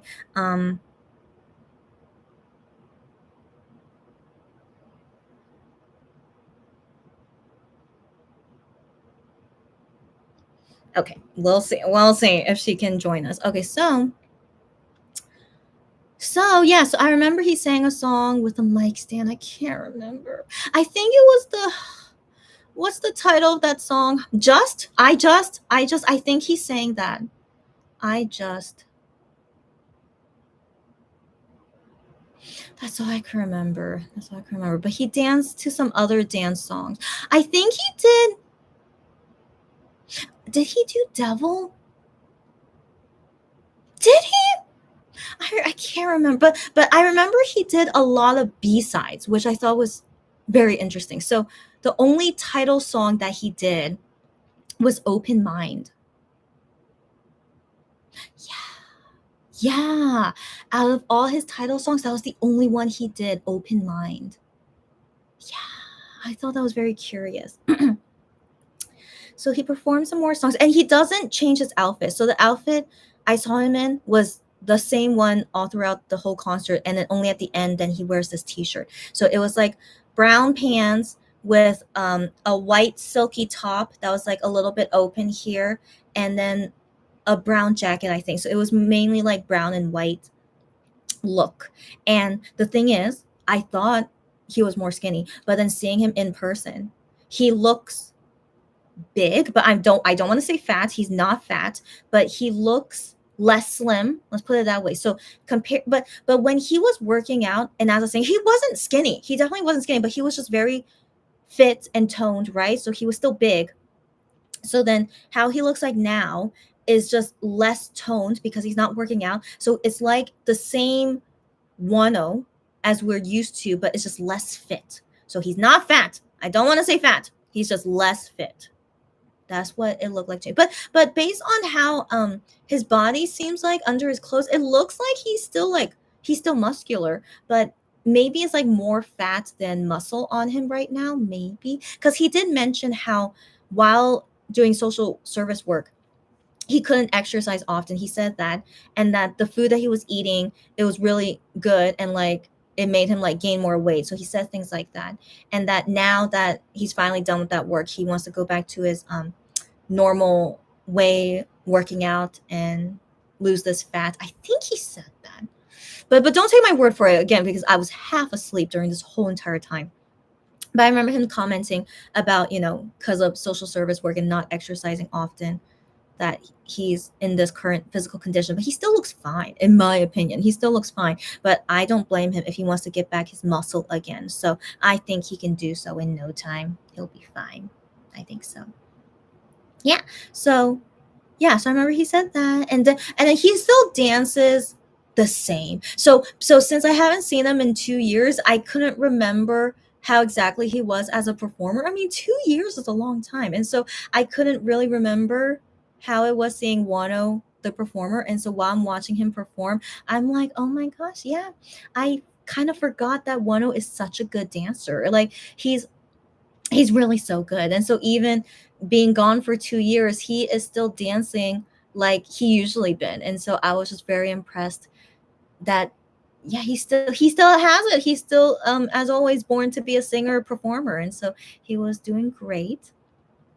And then so after performing a little bit, then it was another segment, and the segment was doing random dance challenges. So he would pick a letter of WENEEE. What did I just say? WENEE, heart. So there are 6 choices, and he would pick randomly what they are, and then we see on the screen what kind of dance challenge it is. So he does one that's related to a Jigglypuff dance. I personally have never seen this before, so it was my first time seeing it. And so he did that, and then he did Maniac. So excuse me, is BBG Maniac song is quite popular because of like a booty shaking. And so they chose that for him to do because it's trendy, but also like it's cute. It was cute. And so he's like dancing to it, like shaking his butt. So for sure he practiced beforehand, for sure, because there's no way he can do that on the spot without practicing it. And so he did it all perfectly. And so I'm just like, you practice, which is good. It's good. Okay. But if it was like on the spot, would feel like more funny in some sense, but I was very impressed. Like, I don't know how long it took him to learn these dances, but he did it all perfectly. And again, he's such a good dancer. And so he did Maniac, and then he also did 10 Means Guilty. So I didn't know this was still trending. So I remember this was released last year, right? I'm pretty sure it was last year. And so I guess it's still trending even till now. And so so he did 10 Means Guilty dance, which is very, very sexy thing, and so he did that perfectly. It's like, I'm just like, I'm pretty sure you must have practiced this, because he did the dance perfectly. And so it was very impressive. And then he did New Jeans How Sweet dance. If you guys know it, it's a recent song, but it's pretty trendy these days. And so he does How Sweet perfectly. Okay, so like these are like not short dances. It's like kind of the whole chorus, and Wano does all of them perfectly. And so I don't know when he has time to practice these dances. So I was very impressed, because I wasn't sure if it was going to be like on the spot dancing or he practiced it beforehand. But he does every single dance perfectly. And so I was just like very impressed by it. So how New Jeans, How Sweet.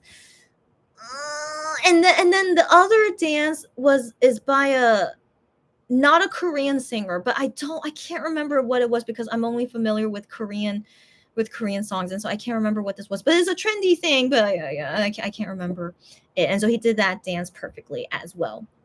And then I don't know what happened, but there was one post-it left to reveal what it was, but for some reason they said, no, we're not going to see that. I don't know why. We're not going to choose the last post-it, but instead we'll see Wano do another dance a second time. No, we'll see Wano do one of these dances a second time. So ask the fans which one of these dances that he already did that you want to see a second time. And most of the fans wanted to see Guilty again. So 10 Means Guilty. And then they're like, okay, Guilty, let's see it again, Wano. And so he does it again. And this time he takes off his jacket and then does the move where it's like he's inside his shirt. If you guys know what I'm saying, if you don't know what I'm saying, go look up 10 Means Guilty, and then you'll see the move that's like inside his shirt, which I guess made this thing trendy. And so Wano does that, but we don't see any of his belly. I didn't see any, at least, but like it was very, very, very what's the word? Very, it was sexy. Yeah, it was very sexy. And like he did his usual sexiness, and yes, it was all good.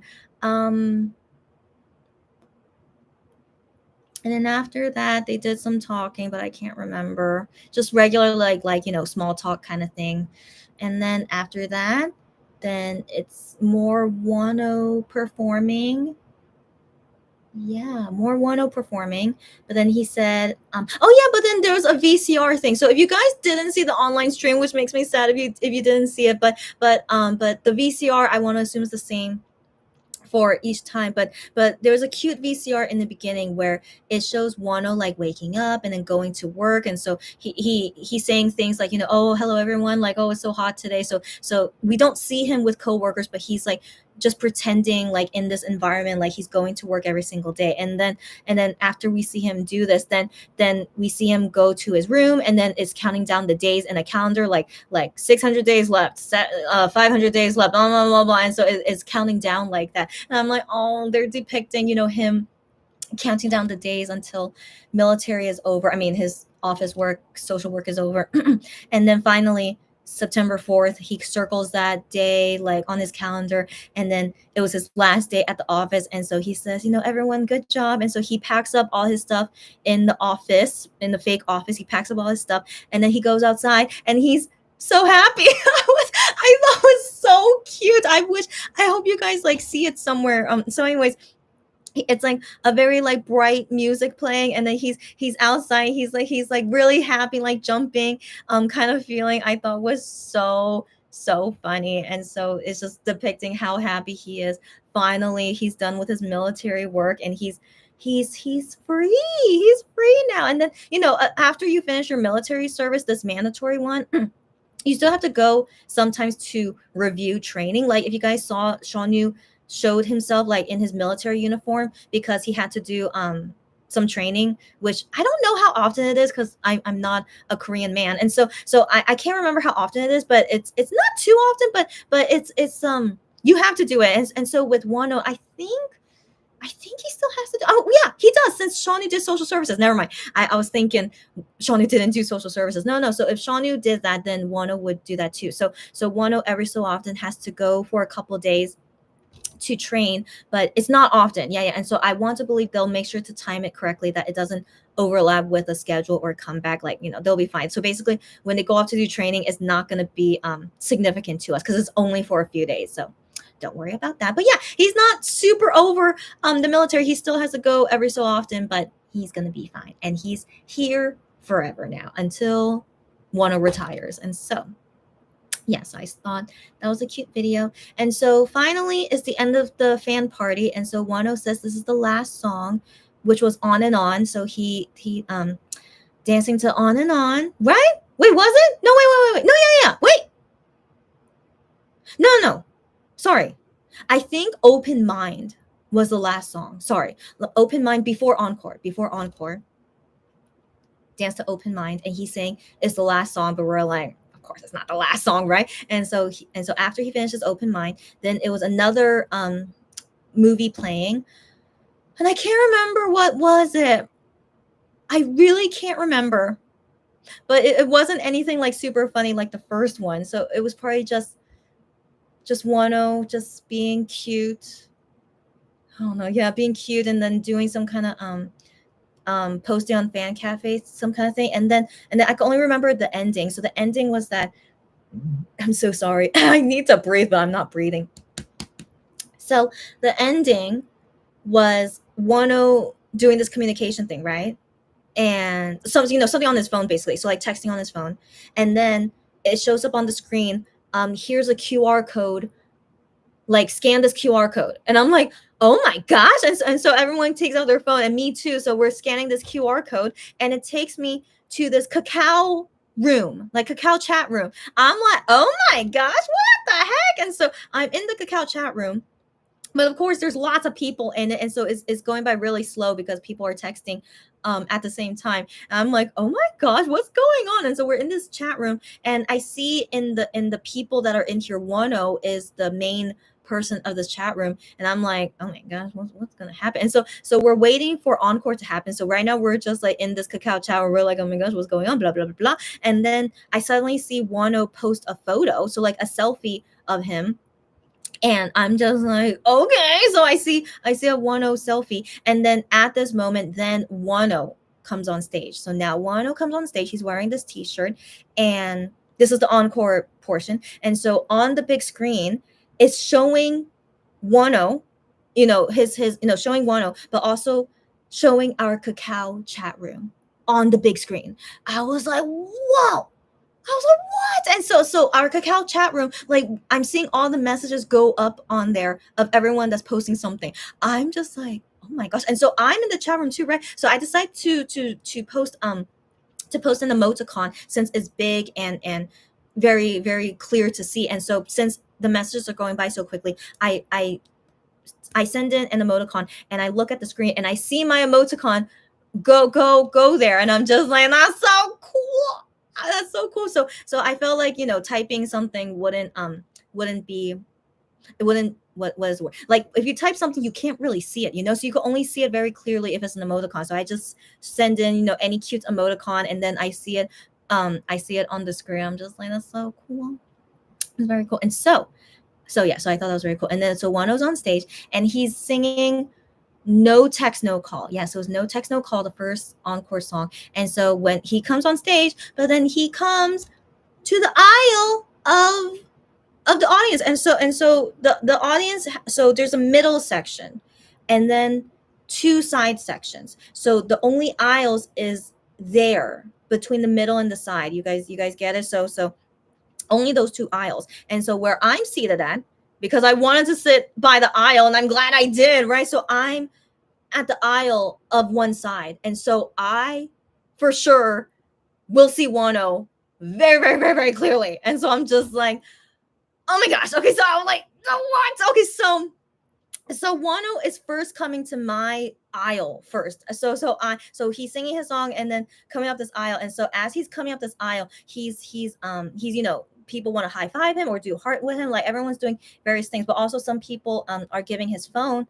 What did I just say? Some fans giving their phones to him, and he takes a selfie or he does whatever with their phones. And then at some point he sees an open seat in the middle, and he goes there to sit in that open seat and then poses with the fans in that area. I'm just like, Wano, as always, he's doing so much, and so he's just doing his best to like interact with everyone in everywhere around him. Even if you're not in the aisle, he does his best with everyone. And so slowly he's coming up to my row, which is near the top, but not really, but he's slowly coming up. And I'm really glad there's no one next to me, so I have this whole row to myself, right? So I don't have anyone like fighting to like do something with Wano, so I can clearly like do anything I want, and like I'm not fighting anyone for it. And so anyway, so I was thinking, wow, so I'm gonna see Wano right in front of me very soon. What should I do? And so I'm thinking, what should I do? So I was thinking, should I give him my phone and he does a selfie with me? But I'm like,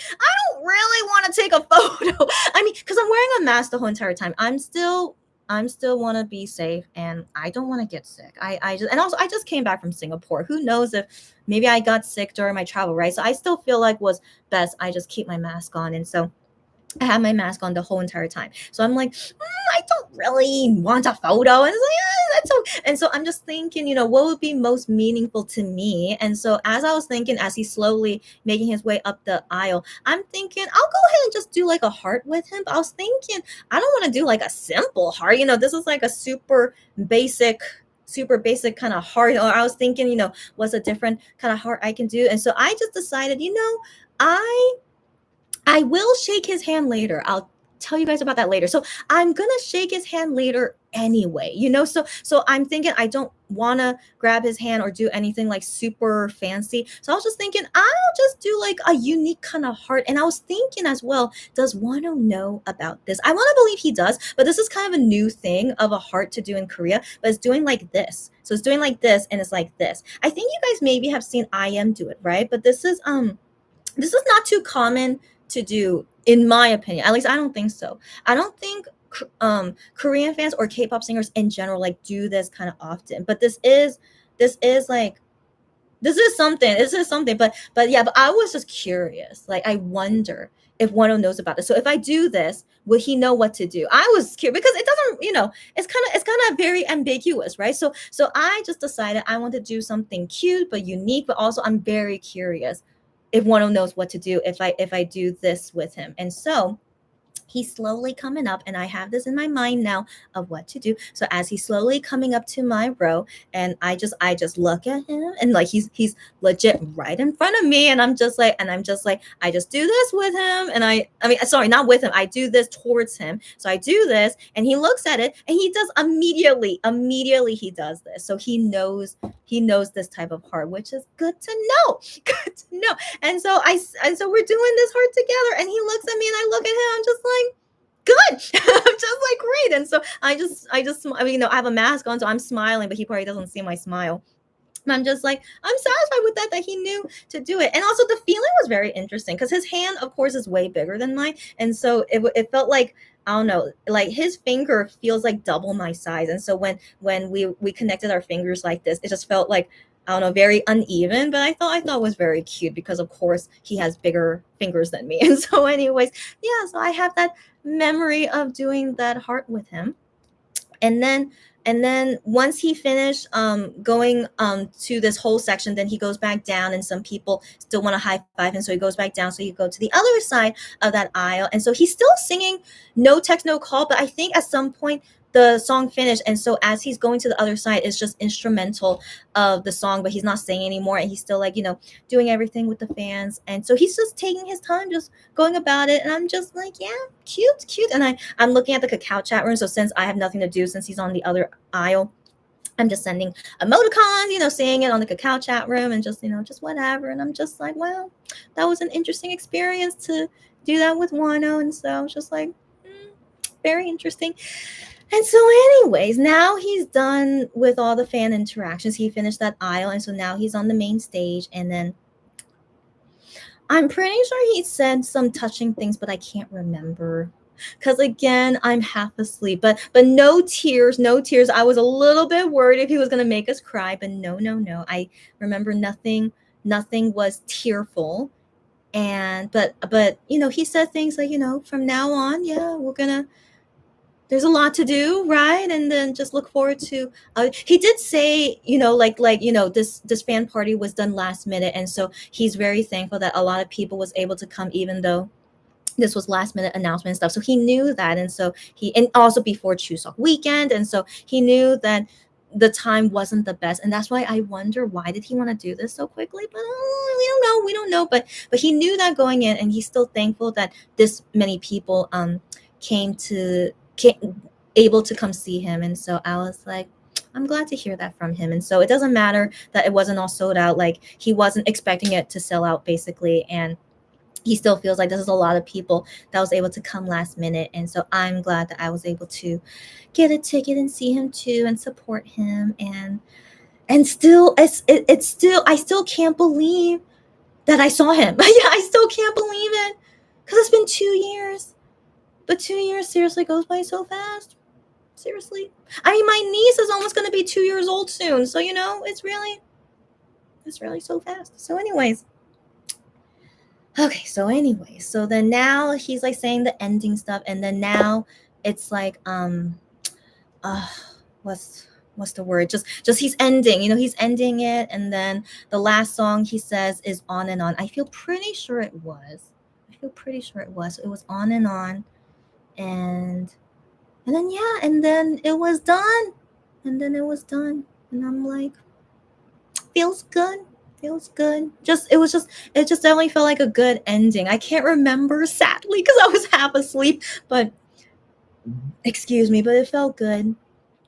And then I know it's not really over yet. I'm gonna go shake his hand later. And so after he leaves, then they announced that we will do the handshake event really soon. So just stay seated if you want to participate. But if you don't want to participate, then you can exit now. And like, I don't blame anyone who doesn't want to participate, for their own reasons. It's all good. But I was very okay to participate in it. If it was high COVID days, I would be a bit iffy about it. But nowadays it's okay. And also I have my mask on and I'm not gonna touch my face after touching anything, so I know to be careful about everything. And I would love to shake Wano's hand after not seeing him for 2 years. I mean, I shook Shawnu's hand at the musical, if you guys remember. So that's pretty cool. Two MX members, I shake their hands in 1 year. That's kind of crazy. And so anyway, so I was just thinking that's like I already shook Shawnu's hand. Of course, I should shake Wano's hand too. And so, so of course I wanted to participate. And so as we're waiting for the staff to organize how they're going to go about the handshake event, so I was thinking Wano would be on stage and we all go one by one going on stage to shake his hand and then we exit. That's what I thought was going to happen, but it turned out not. So first, Wano comes out on the other side of me. So on the other side, there's an aisle that exits out of the venue, but there's also one my side that exits out of the venue. But for some reason, they tell him to go on that side. And so, anyways, I see him walk up, and then all the fans are like, "Oh my gosh, it's Wano!" And so he walks up, and then he goes in to this area before we exit the venue.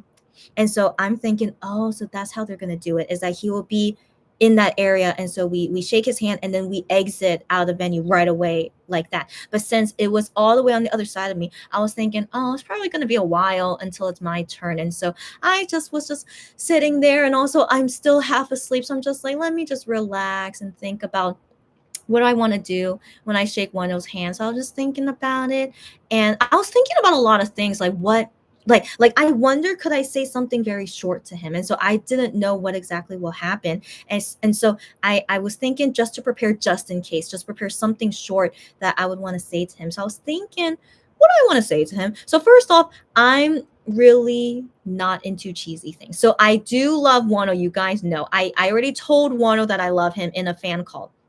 He already knows. Okay. So I feel like I don't need to tell him I love him anymore, because I already love him. No, sorry. I already told him. And he knows. And so I definitely didn't. And also, yeah, I'm just not into cheesy things like that either. I'm just like, he already knows I love him. I don't need to tell him anymore. And so I already was not planning to say that, not anything cheesy like that. And so as I was thinking about it while I was waiting for my turn, I was thinking maybe I could tell him I missed him. I was thinking, which is true, I missed him. Or maybe just something as like an ending nice thing to just let him know, like that I'm glad that you are back now. So I was thinking to say something like that. But as I was still thinking, I was like, that still feels so cheesy to me. I still felt cheesy about it. And I'm like, I don't really think I want to tell him that. So I was still thinking about it. And then I decided, oh, how about I just tell him, you worked really hard. And so in Korean, it's a very meaningful expression. Like in English, it doesn't sound very meaningful, right? But in Korean, it's definitely really meaningful. It's like acknowledging you worked really hard. Like you did a lot. And you like, it's like praising about it. And also just acknowledging it, like you did so good. It's just really a very heartwarming expression of saying to someone who worked really hard. And so I actually did say this to Shawnu in a fan call with him as well, after he came out from the military. And he was very how was Shawnu's reaction? He said thank you to me, and like he was really like, he felt good that I said that to him, like you worked really hard, and like you did very good. And so I remember that time of me saying that to Shawnu, and I'm like, oh wait, of course I could say that to Wano too. And so I just realized this, and I'm like, oh yeah, I could just say that to Wano, because he of course worked really hard. Of course he did. A year and 9 months, such a long time. And so I decided I'll say the same thing to Wano as what I said to Shawnu. It was just saying to him, you worked really hard. You went through a lot and you did well. It's just all that meaning encompasses in this Korean phrase. So I was prepared to say that, and I'm like, great, I'm good. And so I'm just waiting for my turn now. And even though I'm all the way on the other side, I was one of the first people to go up. I was shocked. Okay. So of course, always expect the unexpected. So because my row was like near the back, I'm row O. So near the backish, right? So the way that they were calling up people for the handshake is row by row. So even though he's all the way on the other side of me, I'm row O. So this entire row, so going backwards basically. So they're going backwards one row at a time like this. And so I was able to be one of the first ones to go shake his hand. I'm like, great. I don't need to waste my time. I mean, I'm not wasting my time, but I get to leave earlier than the people who are all the way in the first row, basically. So I thought, okay, cool. And thankfully, I already prepared what I wanted to say just in time. Like legit, when I thought about this, it was like maybe a minute or two, and then a staff was calling me to go up to that area to shake his hand. I was like, wow, good timing. And so I'm slowly making my way because there's kind of a little line that was forming by the time I got there. And so I'm just waiting and I'm looking, and I see Wano is there. And Wano is there, but he has it's not a barrier. It's like those it's like those belts that they use for lines. If you guys know what I'm saying, like just a small little belt. It's nothing too big or anything. Like it's not a table in front of him or something. It was just a little belt between us and him, just as a safety thing, which I appreciate. Like safety is number one. And so there's just a little belt there in front of him, and then each person goes up and shakes his hand, yet not really. It's like more like a high five, but like, shake their hand or like high five. And then each person as well says something to Wano. And so as I'm going through this line, like each person ahead of me says a lot. so which is fine. Everyone say as much as you can until they make you go. And so coincidentally, I don't know how many non-Koreans came to this 2 p.m. show, but the two fans in front of me for sure were not Korean. Like they were talking to each other in English. So I knew this beforehand. At least the two in front of me were not Korean. And so when these two girls, so that first girl, when she went up to say to Wano, she was saying like a lot of things to him in English, which is okay. I mean, Wano knows some English, and so but just but I feel like they just wanted to say everything that they wanted to say, whether Wano understood or not, and that's all on them. And so I'm just like, you girls do what you want to do. And so she was saying a lot to him for a while, and then until she had to move when security told her to move. And then the girl right in front of me was saying a lot of things to Wano in English, and so I can hear it more clearly since I'm right behind her. But yeah, she was saying so many things. She was saying so many things in English, but she was saying things like you mean a lot to me, and like because of my friend, like because of you, I met a friend of mine like who means a lot to me. So she was saying really, really touching things to Wano, and I don't know if Wano really understood. I don't really know his English level, how good it is, but I hope that Wano like felt her feelings of like Wano means a lot to her. I think at least that he knows that. I think that's okay. And so she was saying a lot, and like the security felt a little bit like not sure when to like tell her to move, because she was like saying a lot at one time. And so I'm waiting there, and I'm just like, yeah, this is kind of a long wait, for one person. Like one person I don't think should take that long, but she was really saying a lot at one time and also saying everything in English. And so I was like, it's okay. I'll just chill here until it's my turn. No rush for me personally, no rush. But I'm sure security really wanted her to go because it was really, really quite a long time. But I was like, I'm prepared. Mine's going to be really short, so security doesn't have to worry about me. So, anyways, yeah. So she went about it, and then finally, once she was done, she was still lingering. So even when security told her to go, she was still lingering. And I'm just like, let me just wait until she's really gone, and then I'll go for my turn. And then so finally, once she's really gone, and then now I see Wano is in front of me, and so. So the thing is, I had my bags with me, so I had to hold my bags with one hand, and I only had free one hand, and so yeah, so I could only do a handshake with him with one hand, but I only need one hand, it's fine. And so I grab his hand and I say to him, you worked really hard. And then his reaction. So his reaction, he looks at me, I look at, so we're looking at each other, yeah, grab his hand, and I say that, and then he was surprised. I was surprised that he was surprised. And so after I say that, which I just expected he would just be like, oh, thank you. Just like how Sean Yu reacted to me, just being like, oh, thank you. But he was surprised. He was like, huh? It was like that kind of reaction. He was just like, oh, I was just like, yeah. So I was just like, yeah. So and then he was like, and then so after he realized what I said, and then he was like, oh, yeah. So he was like, just reacting to like, like, thanks. He didn't say thank you, but he was just acknowledging like, oh, yeah, thanks for for telling me that, kind of feeling. So I guess he really wasn't expecting anyone to say that to him. I guess. But then again, I'm one of the first ones to do the handshake. So hopefully maybe someone else after me say the same things to him. Maybe. I don't know. But yeah, he was surprised when I said that to him. And I was just like, yeah, yeah. And so after I said that, then I just said bye. And then me and him lingering a little bit. So I was holding onto his hand still. And then I was saying goodbye. And then he also said bye to me too. And then that was it. That was it. So I paid like $100 for this ticket, right? And which I felt was expensive, but reasonable. I have to understand that anything these days, even if it's not a real concert, it's still expensive. But think about it that way. I paid $100 for all these goodies, and I had an interaction with Wano, which usually would cost more than $100 to do that at a fan sign. You guys get me? So I think in general it was pretty worth it. Yeah. So I really have no desire to see Wano at a fan sign or fan call. No desire. I've definitely done a lot before he enlisted, and I was happy that I got those opportunities. But after enlistment, I mean, I just had that experience at his fan party, and I said to him what I wanted to say to him, and I don't have anything else I want to say to him.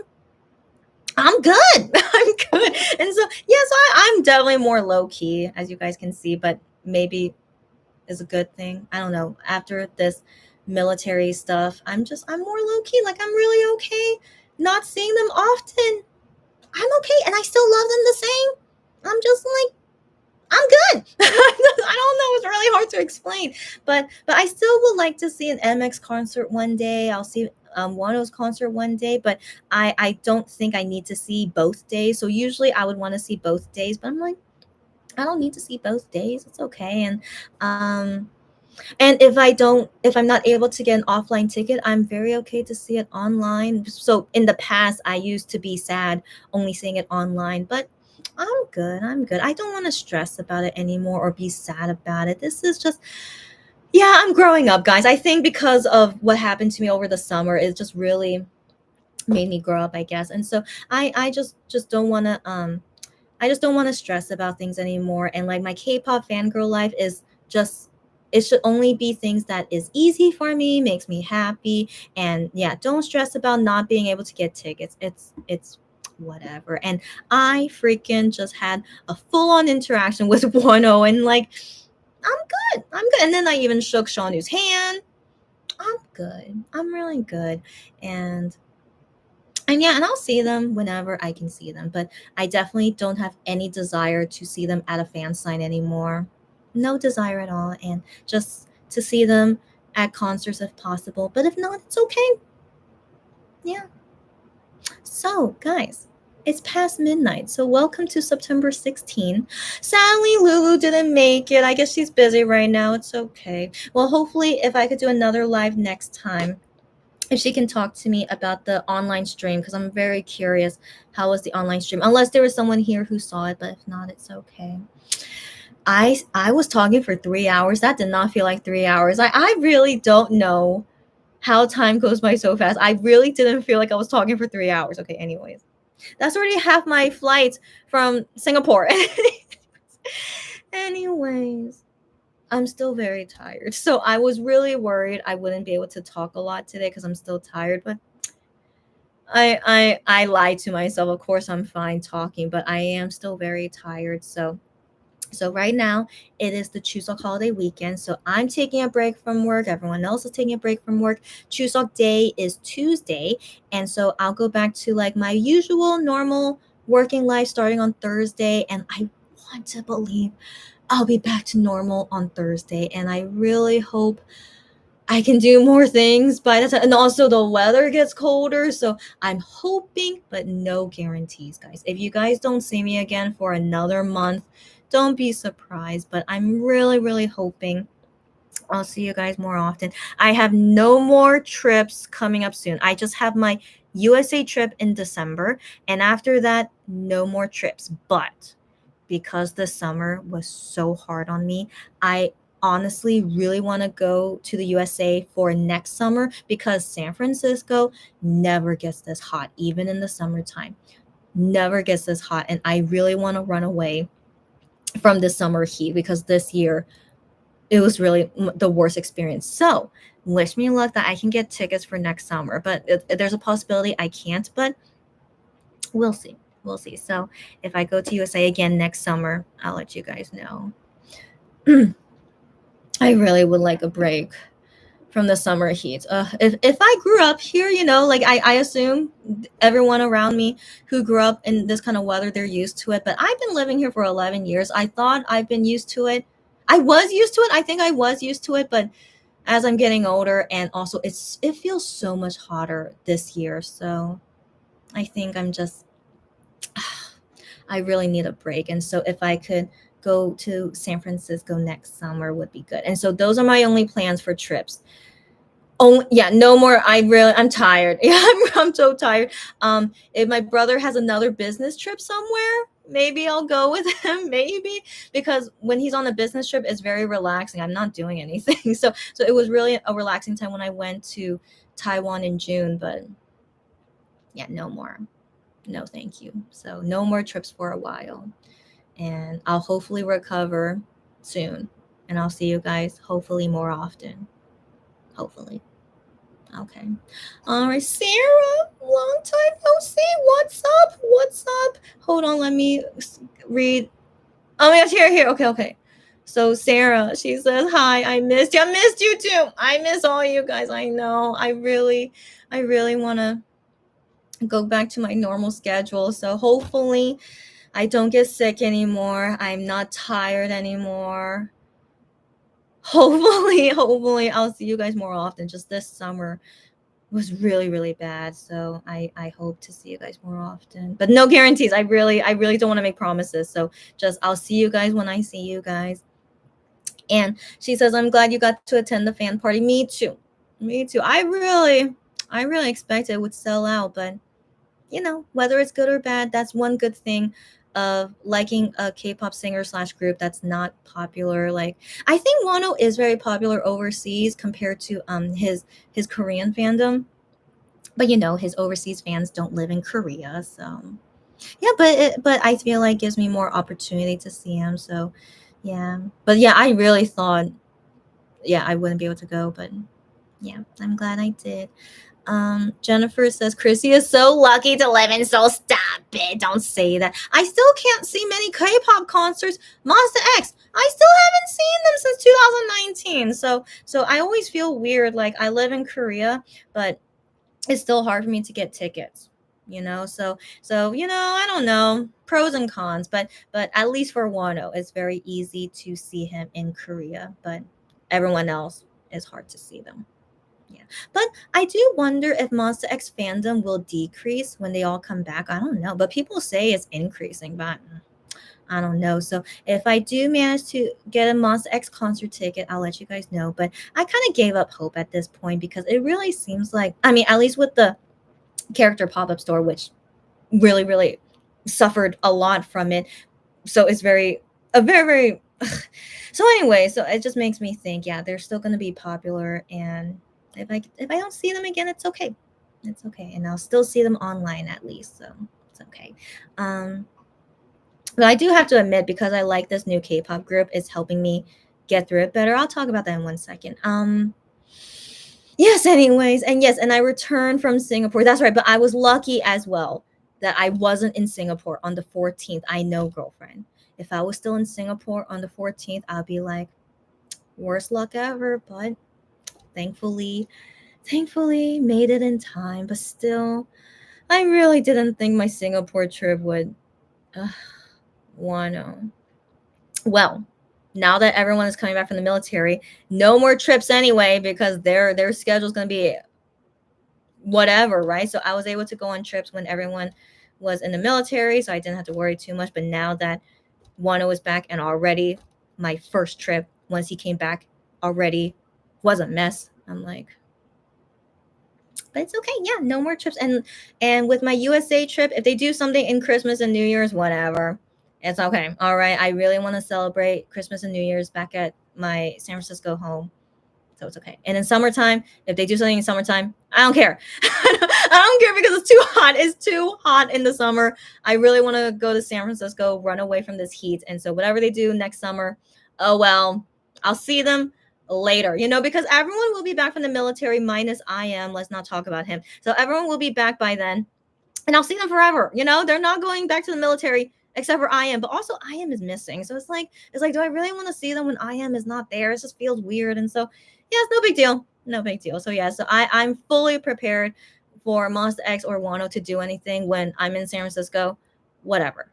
I don't care anymore, so it's like, this is a new me. That's why, like, I just really want to do things that make me happy, relax, and not stress about anything. So my fangirl life with MX and Wano, it will just happen when it happens, and it's whatever, and it's okay. So Jennifer says, I guess Wano planned the party since long time ago. Yeah, I assume so, because Korea Chuseok vacation starts on the 14th. That's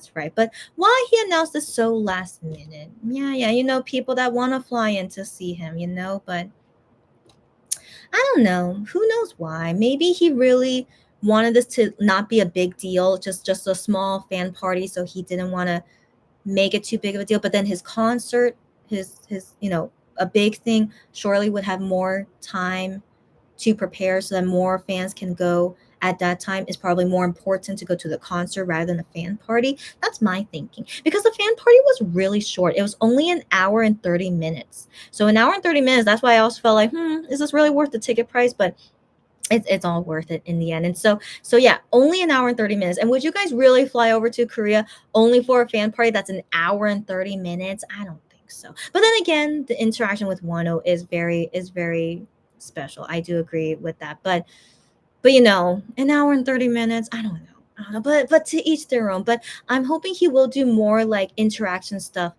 in future things, maybe even overseas. We don't know, right? So I hope that more people will have the opportunity more later. So I don't want to believe this is like too big of a deal. Like, he's going to do more of this forever.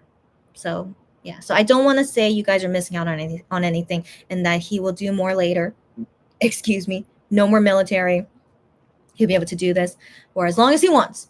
Yeah, and hopefully you guys can interact with him one day soon. I hope so. I mean, it might be easy to win into his fan call these days. So if you guys can afford it, I think it could be easy to win into his fan call now. Yeah, maybe try that too. International weenies living in or out of Seoul. Yeah, hard to join the fan party. I know, yeah. And he also think only for local weenies to see ASAP after discharge. Yeah, I assume so. He just really wanted to do it quickly and just locally for now. But also he did online stream, so it's not like totally disconnected. But I want to believe he will plan more international stuff later. For real, I really want to believe he will. There's rumor he's going to Mexico soon, right? So I'm sure he's gonna plan. Oh, I think he mentioned about Japan, about going to Japan later and stuff. So I really want to believe he'll do some Korea stuff, but then also do a lot of international stuff. That's what I want to believe. So don't worry. I'm sure you guys will see him soon. I really want to. Yeah, Jennifer, no worries. I got your, I understood you. No worries on the typo. So Sarah says, I knew he would probably have something ASAP after discharging. I mean, this is like too fast in my opinion. This is like really, yeah, but not everyone can really prepare what exactly he's going to do, so I wanted to believe nothing this fast. But it's okay. I know. Just let me deal with my emotions, but it's okay, because it didn't affect my Singapore trip, not really, because I was still able to get a ticket and see him, but I'm just really tired. But it's okay. But it's still a little bit like, yeah, as Jennifer said, some fans who want to fly into Korea to see him, wish they could have, but it's really way too last minute.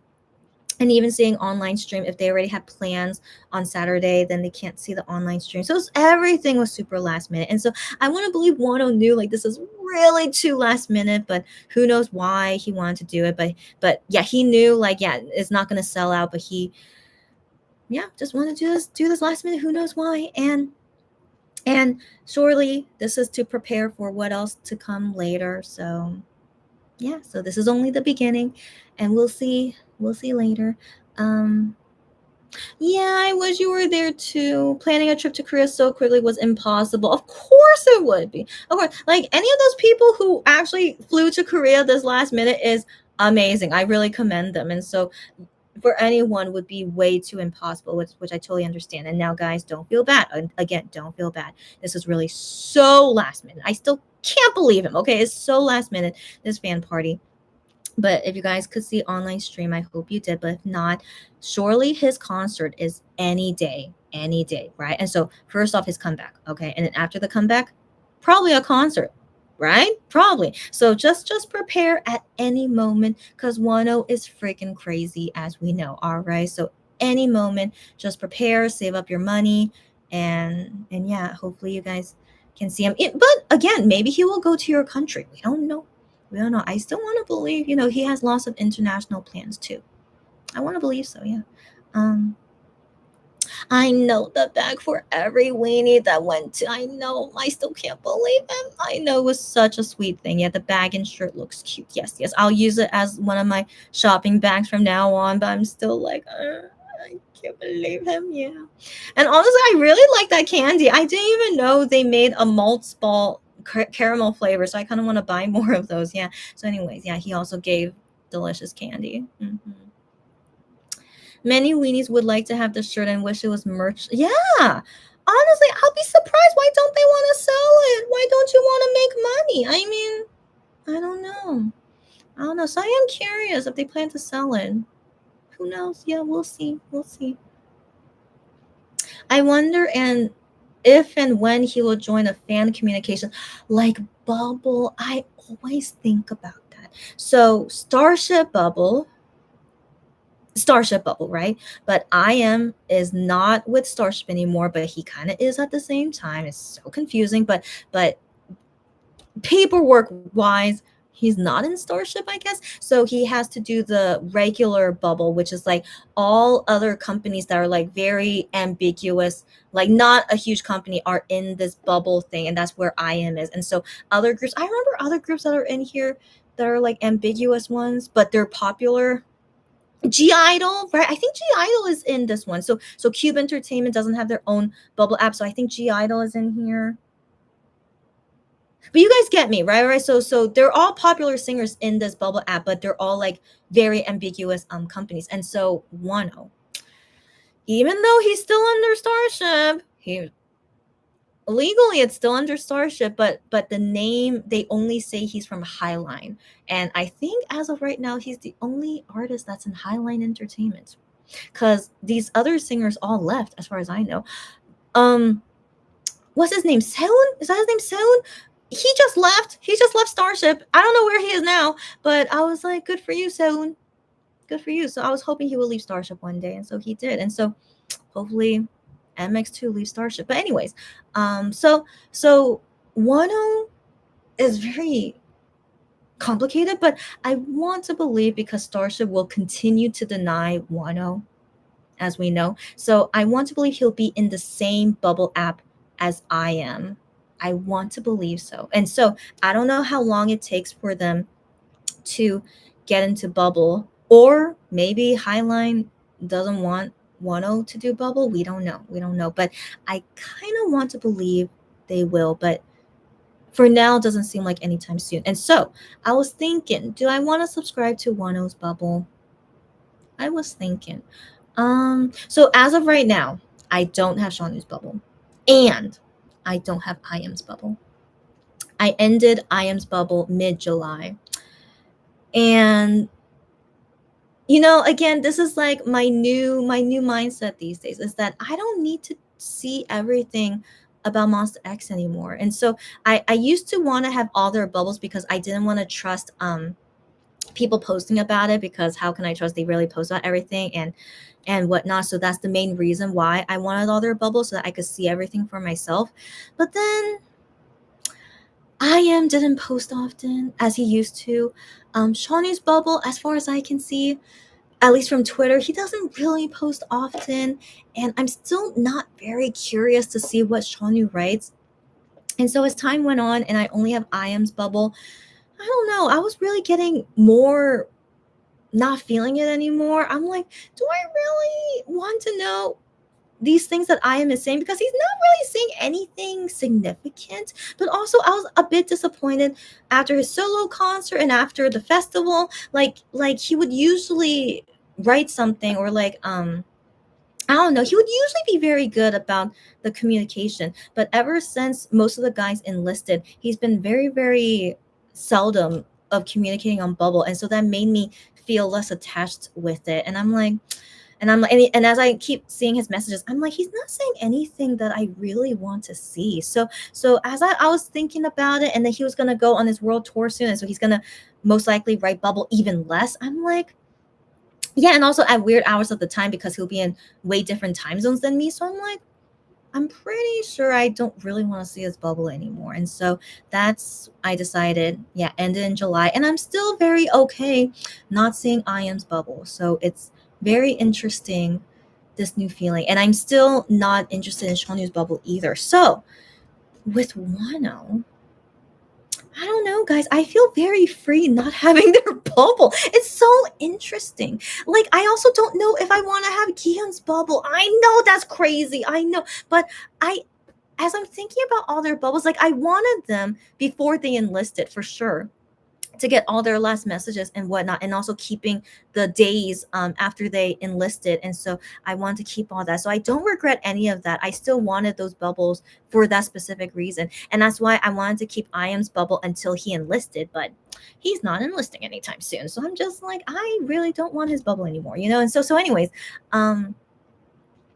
so yeah, I've been thinking about it often because they're all gonna come back soon. I mean, Wano already coming back. Minhyuk is coming back in like 2 weeks, guys.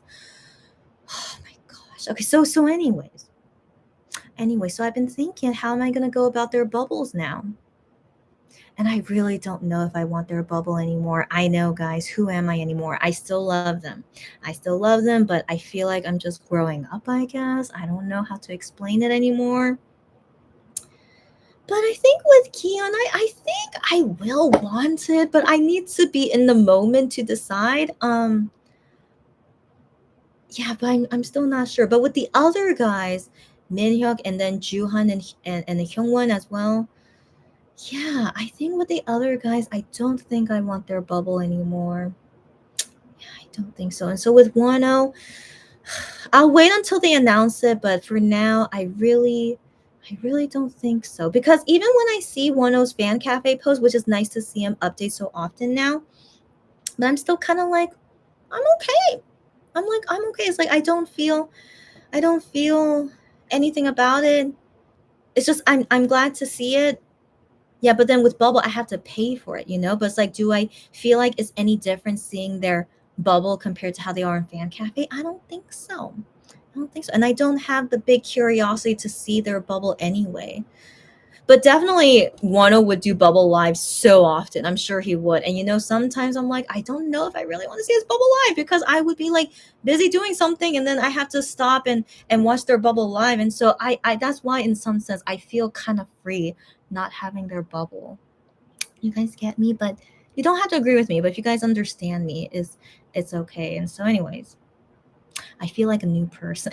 I do, and you guys might be thinking, wow, you might be looking at a new person. But I just feel like, I don't know, after my terrible summer, something happened in me, and I just want to go about my life just less stressed. That's basically number one. I've been focusing so much on doing things that's less stressful for me, and K-pop usually could be quite stressful to me. And so I yeah, so I'm just taking it more easy now and just only doing things that I like and not giving me stress, and I'm okay.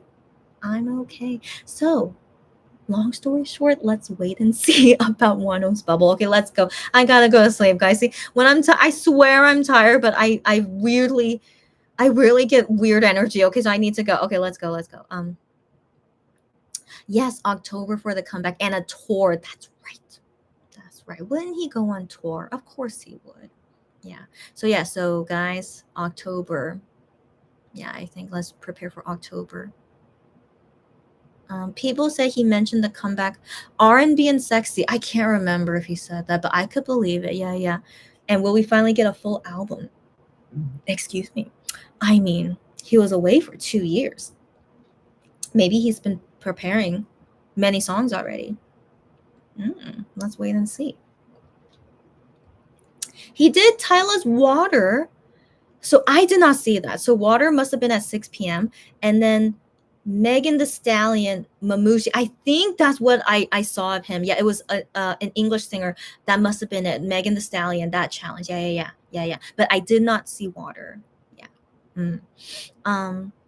Oh, you missed it all because you didn't get the online streaming. It's okay because it was too expensive. It's okay. It's okay. I said this earlier. I don't know if you heard me, Sarah, but I totally understand because even for me, $100 for the offline ticket, I felt was pretty steep. But again, I could afford it and I want to see Wano, so that's okay. But if people can't afford it, I totally understand. Like as much as you love Wano, like Sarah loves Wano more than me, 1,000%, but if you can't afford it, don't feel bad about it. I mean, K-pop will always be expensive, and that's always a tough thing of being a K-pop fan when you want to do stuff for the K-pop singer, but it's too expensive. And so I'm really glad that I could afford as much as I can. But I'm not rich. I hope you guys know I'm not rich, but I don't know. Some people think I'm rich, but I'm just really good at saving my money, basically. And the only things I mainly spend on is K-pop. So, and my regular living expenses. So I think, yeah. So anyways, but to each their own, because I'm glad that I'm able to save up money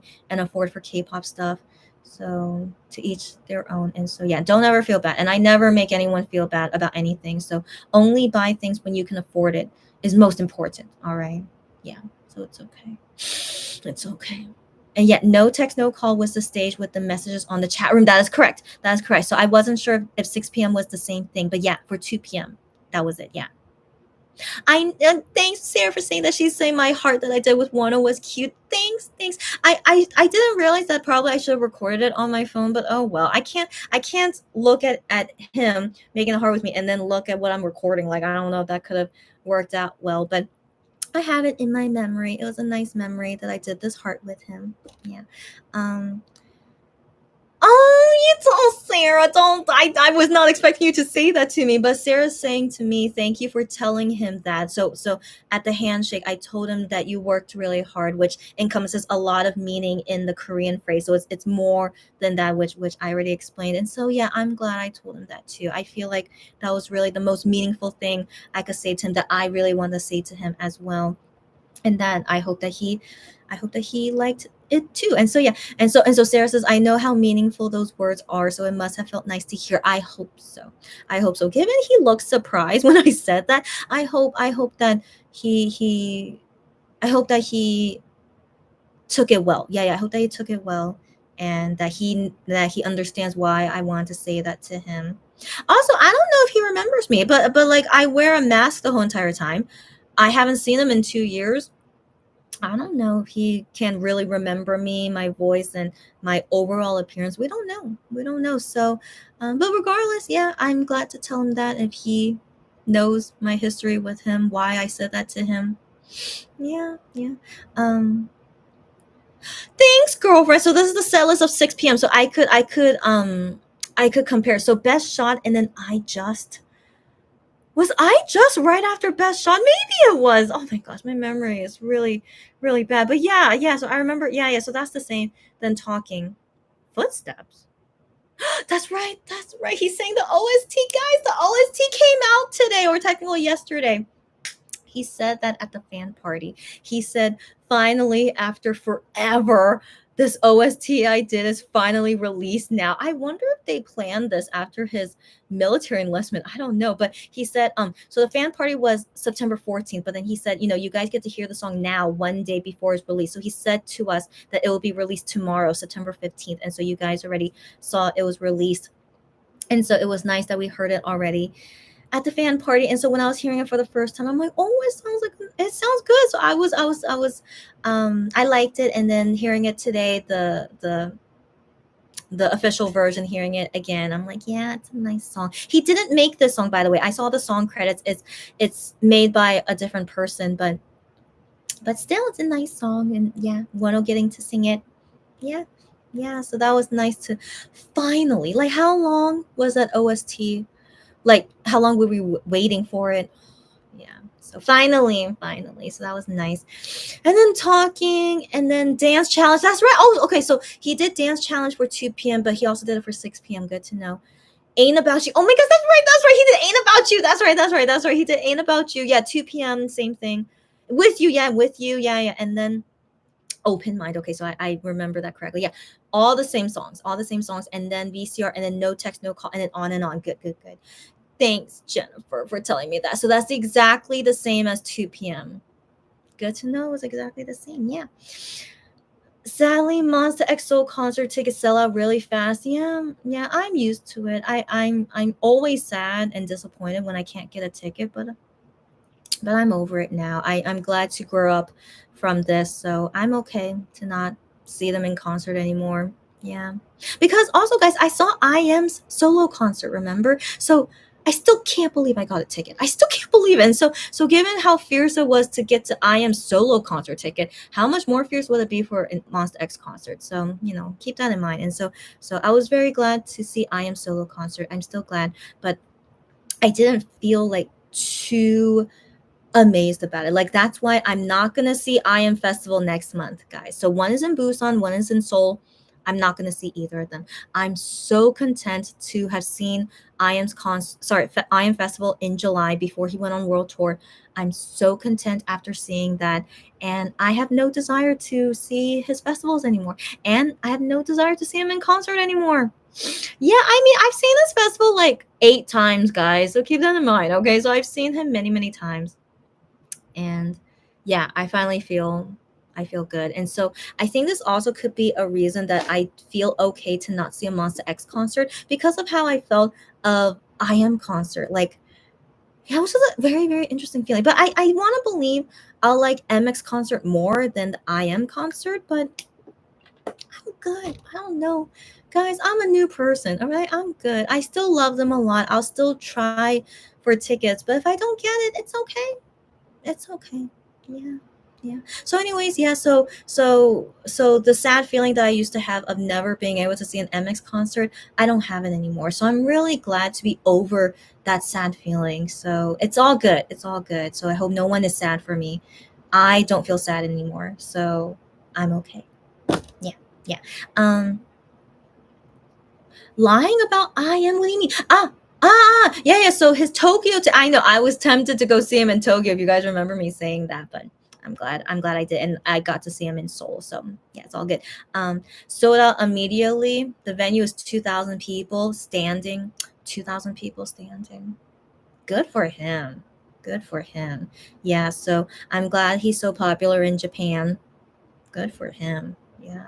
Yeah, but 2,000 is very little people, but I also feel like they wanted to play it safe to do 2,000, which I don't blame them. So the Seoul concert venue I think was like 5,000 people, but it sold out really fast. But this is Korea though. But yeah, but I think overseas to play it safe do 2,000, yeah. But yeah, hopefully for MX tour, I think MX should feel confident they can sell out big venues. So we'll see. We'll see. So Jennifer wasn't planning to go to Tokyo because you don't like standing seats. I'm the same. I wouldn't go to any concert if it's standing. Yeah. So I'm also at that age where it's like I can't do standing anymore. Yeah. The venue is like a nightclub and it's an unsafe area.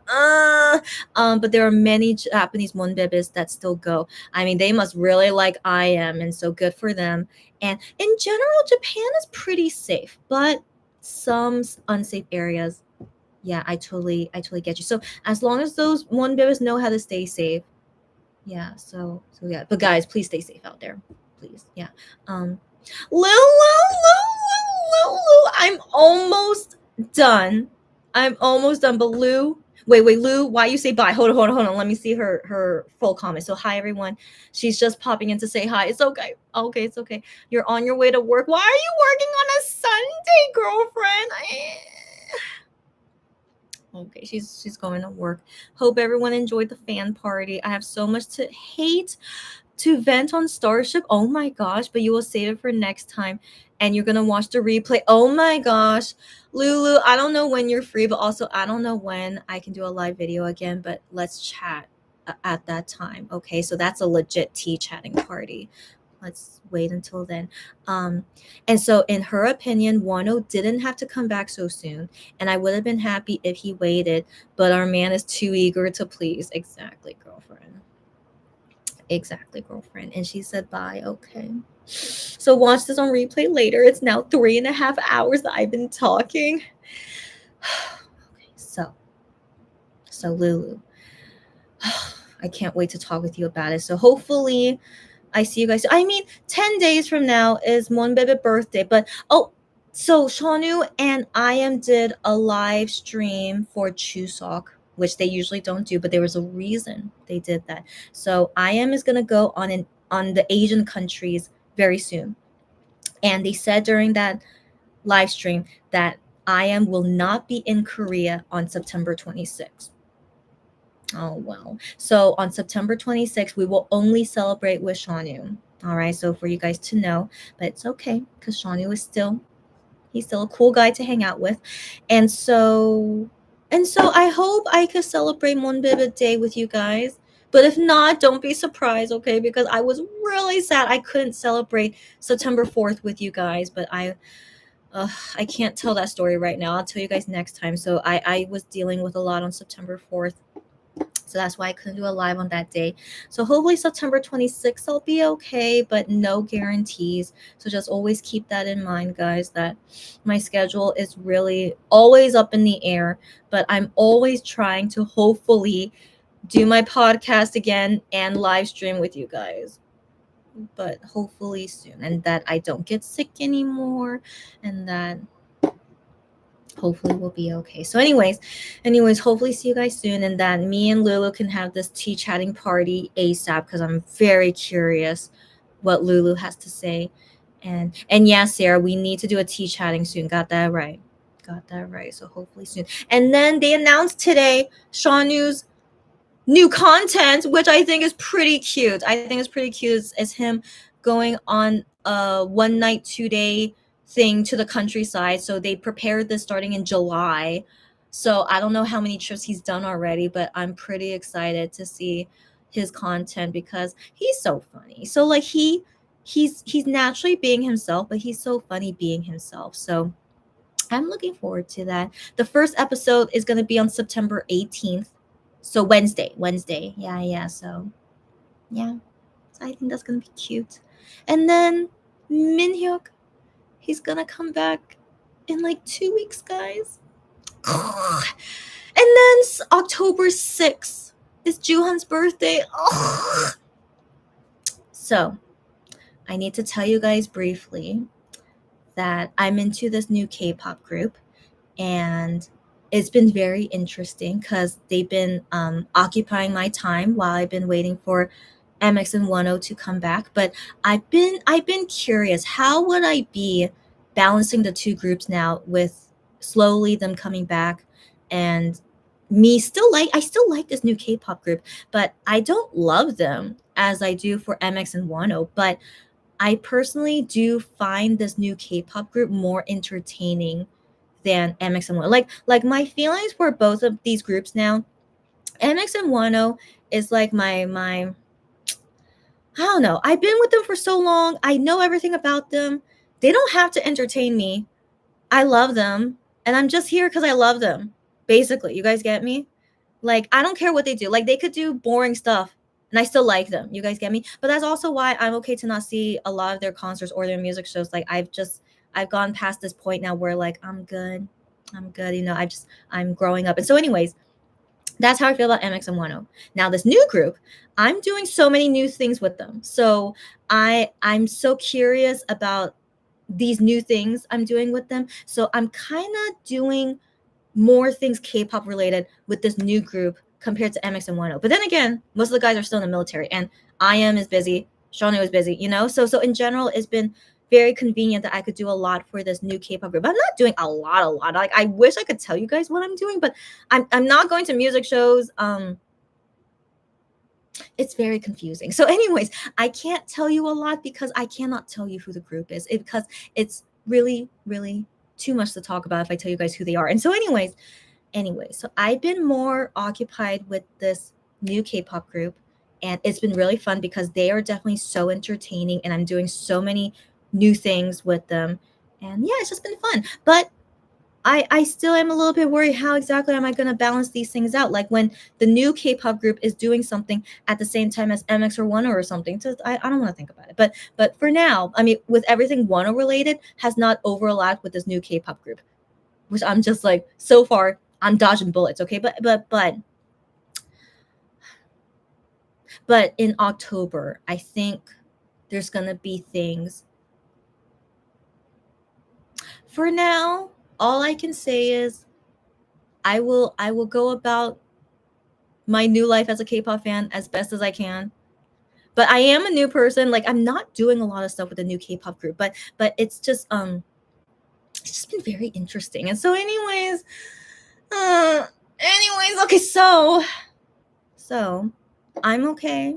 The new K-pop group has been occupying my time, and they've been helping me like get over my sad feelings with MX and Wano, since I can't do a lot of things with MX and Wano. But with this new K-pop group, I'm kind of doing more things with them, but not really at the same time. It's so hard to explain. But anyways,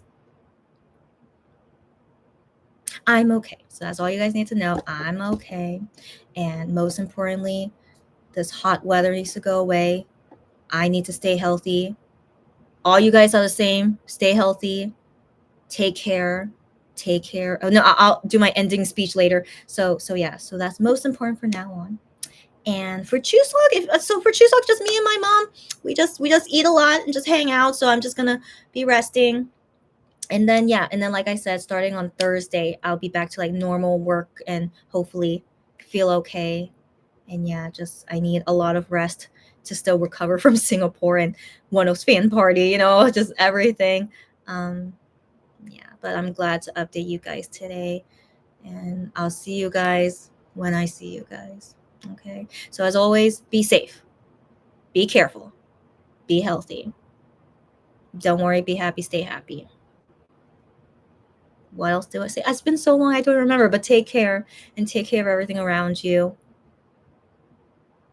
And be nice to everyone. I mean, that's like a what's the word? Everyone should be nice, but there are some really not nice people out there. But anyways, yeah. Take it one day at a time. Time is so fast, so enjoy the time while we have it. Okay? And so that's why I want to see you guys more often, because time is too fast, and there's so many things I want to do, but time keeps evading me. But number one, I need to stay healthy. The reason I haven't seen you guys so often is because of stress and getting sick. So I'm doing my best to not get stressed and to stay healthy. So wish me luck that I will be okay. I need to go get a full body checkup soon. So hopefully they don't catch anything. I mean, if they do catch something, at least they catch it early and then we'll solve it. But yeah, I really want a full body checkup to make sure I'm all healthy. Okay, so all you guys too, stay healthy. And I'll see you guys again soon. Okay. Thanks, Sarah. She says, I wish you health, good night, Chrissy, and sweet dreams. Thanks, buddy. I can't remember how my dreams have been recently, but I don't have anything to share with you guys, sadly, but I hope for nice dreams. And you too, guys. Thank you again. Health. Stay safe out there. Good day and good night. And sweet dreams. You too, guys. All right? I'll see you guys again. Me, long time no see, me. And she says, happy Chuseok. You too. That's right, guys. Happy Chuseok time. Or if you celebrate the autumn moon festival, mid-autumn festival, happy Chuseok. And I'll see you guys soon. All right, guys. I'm hoping soon, okay? But no guarantees, but I hope I'll see you guys soon. All right. Jennifer says, stay happy and healthy, everyone. Got that right. I know that's right. Hyungwon is so hilarious.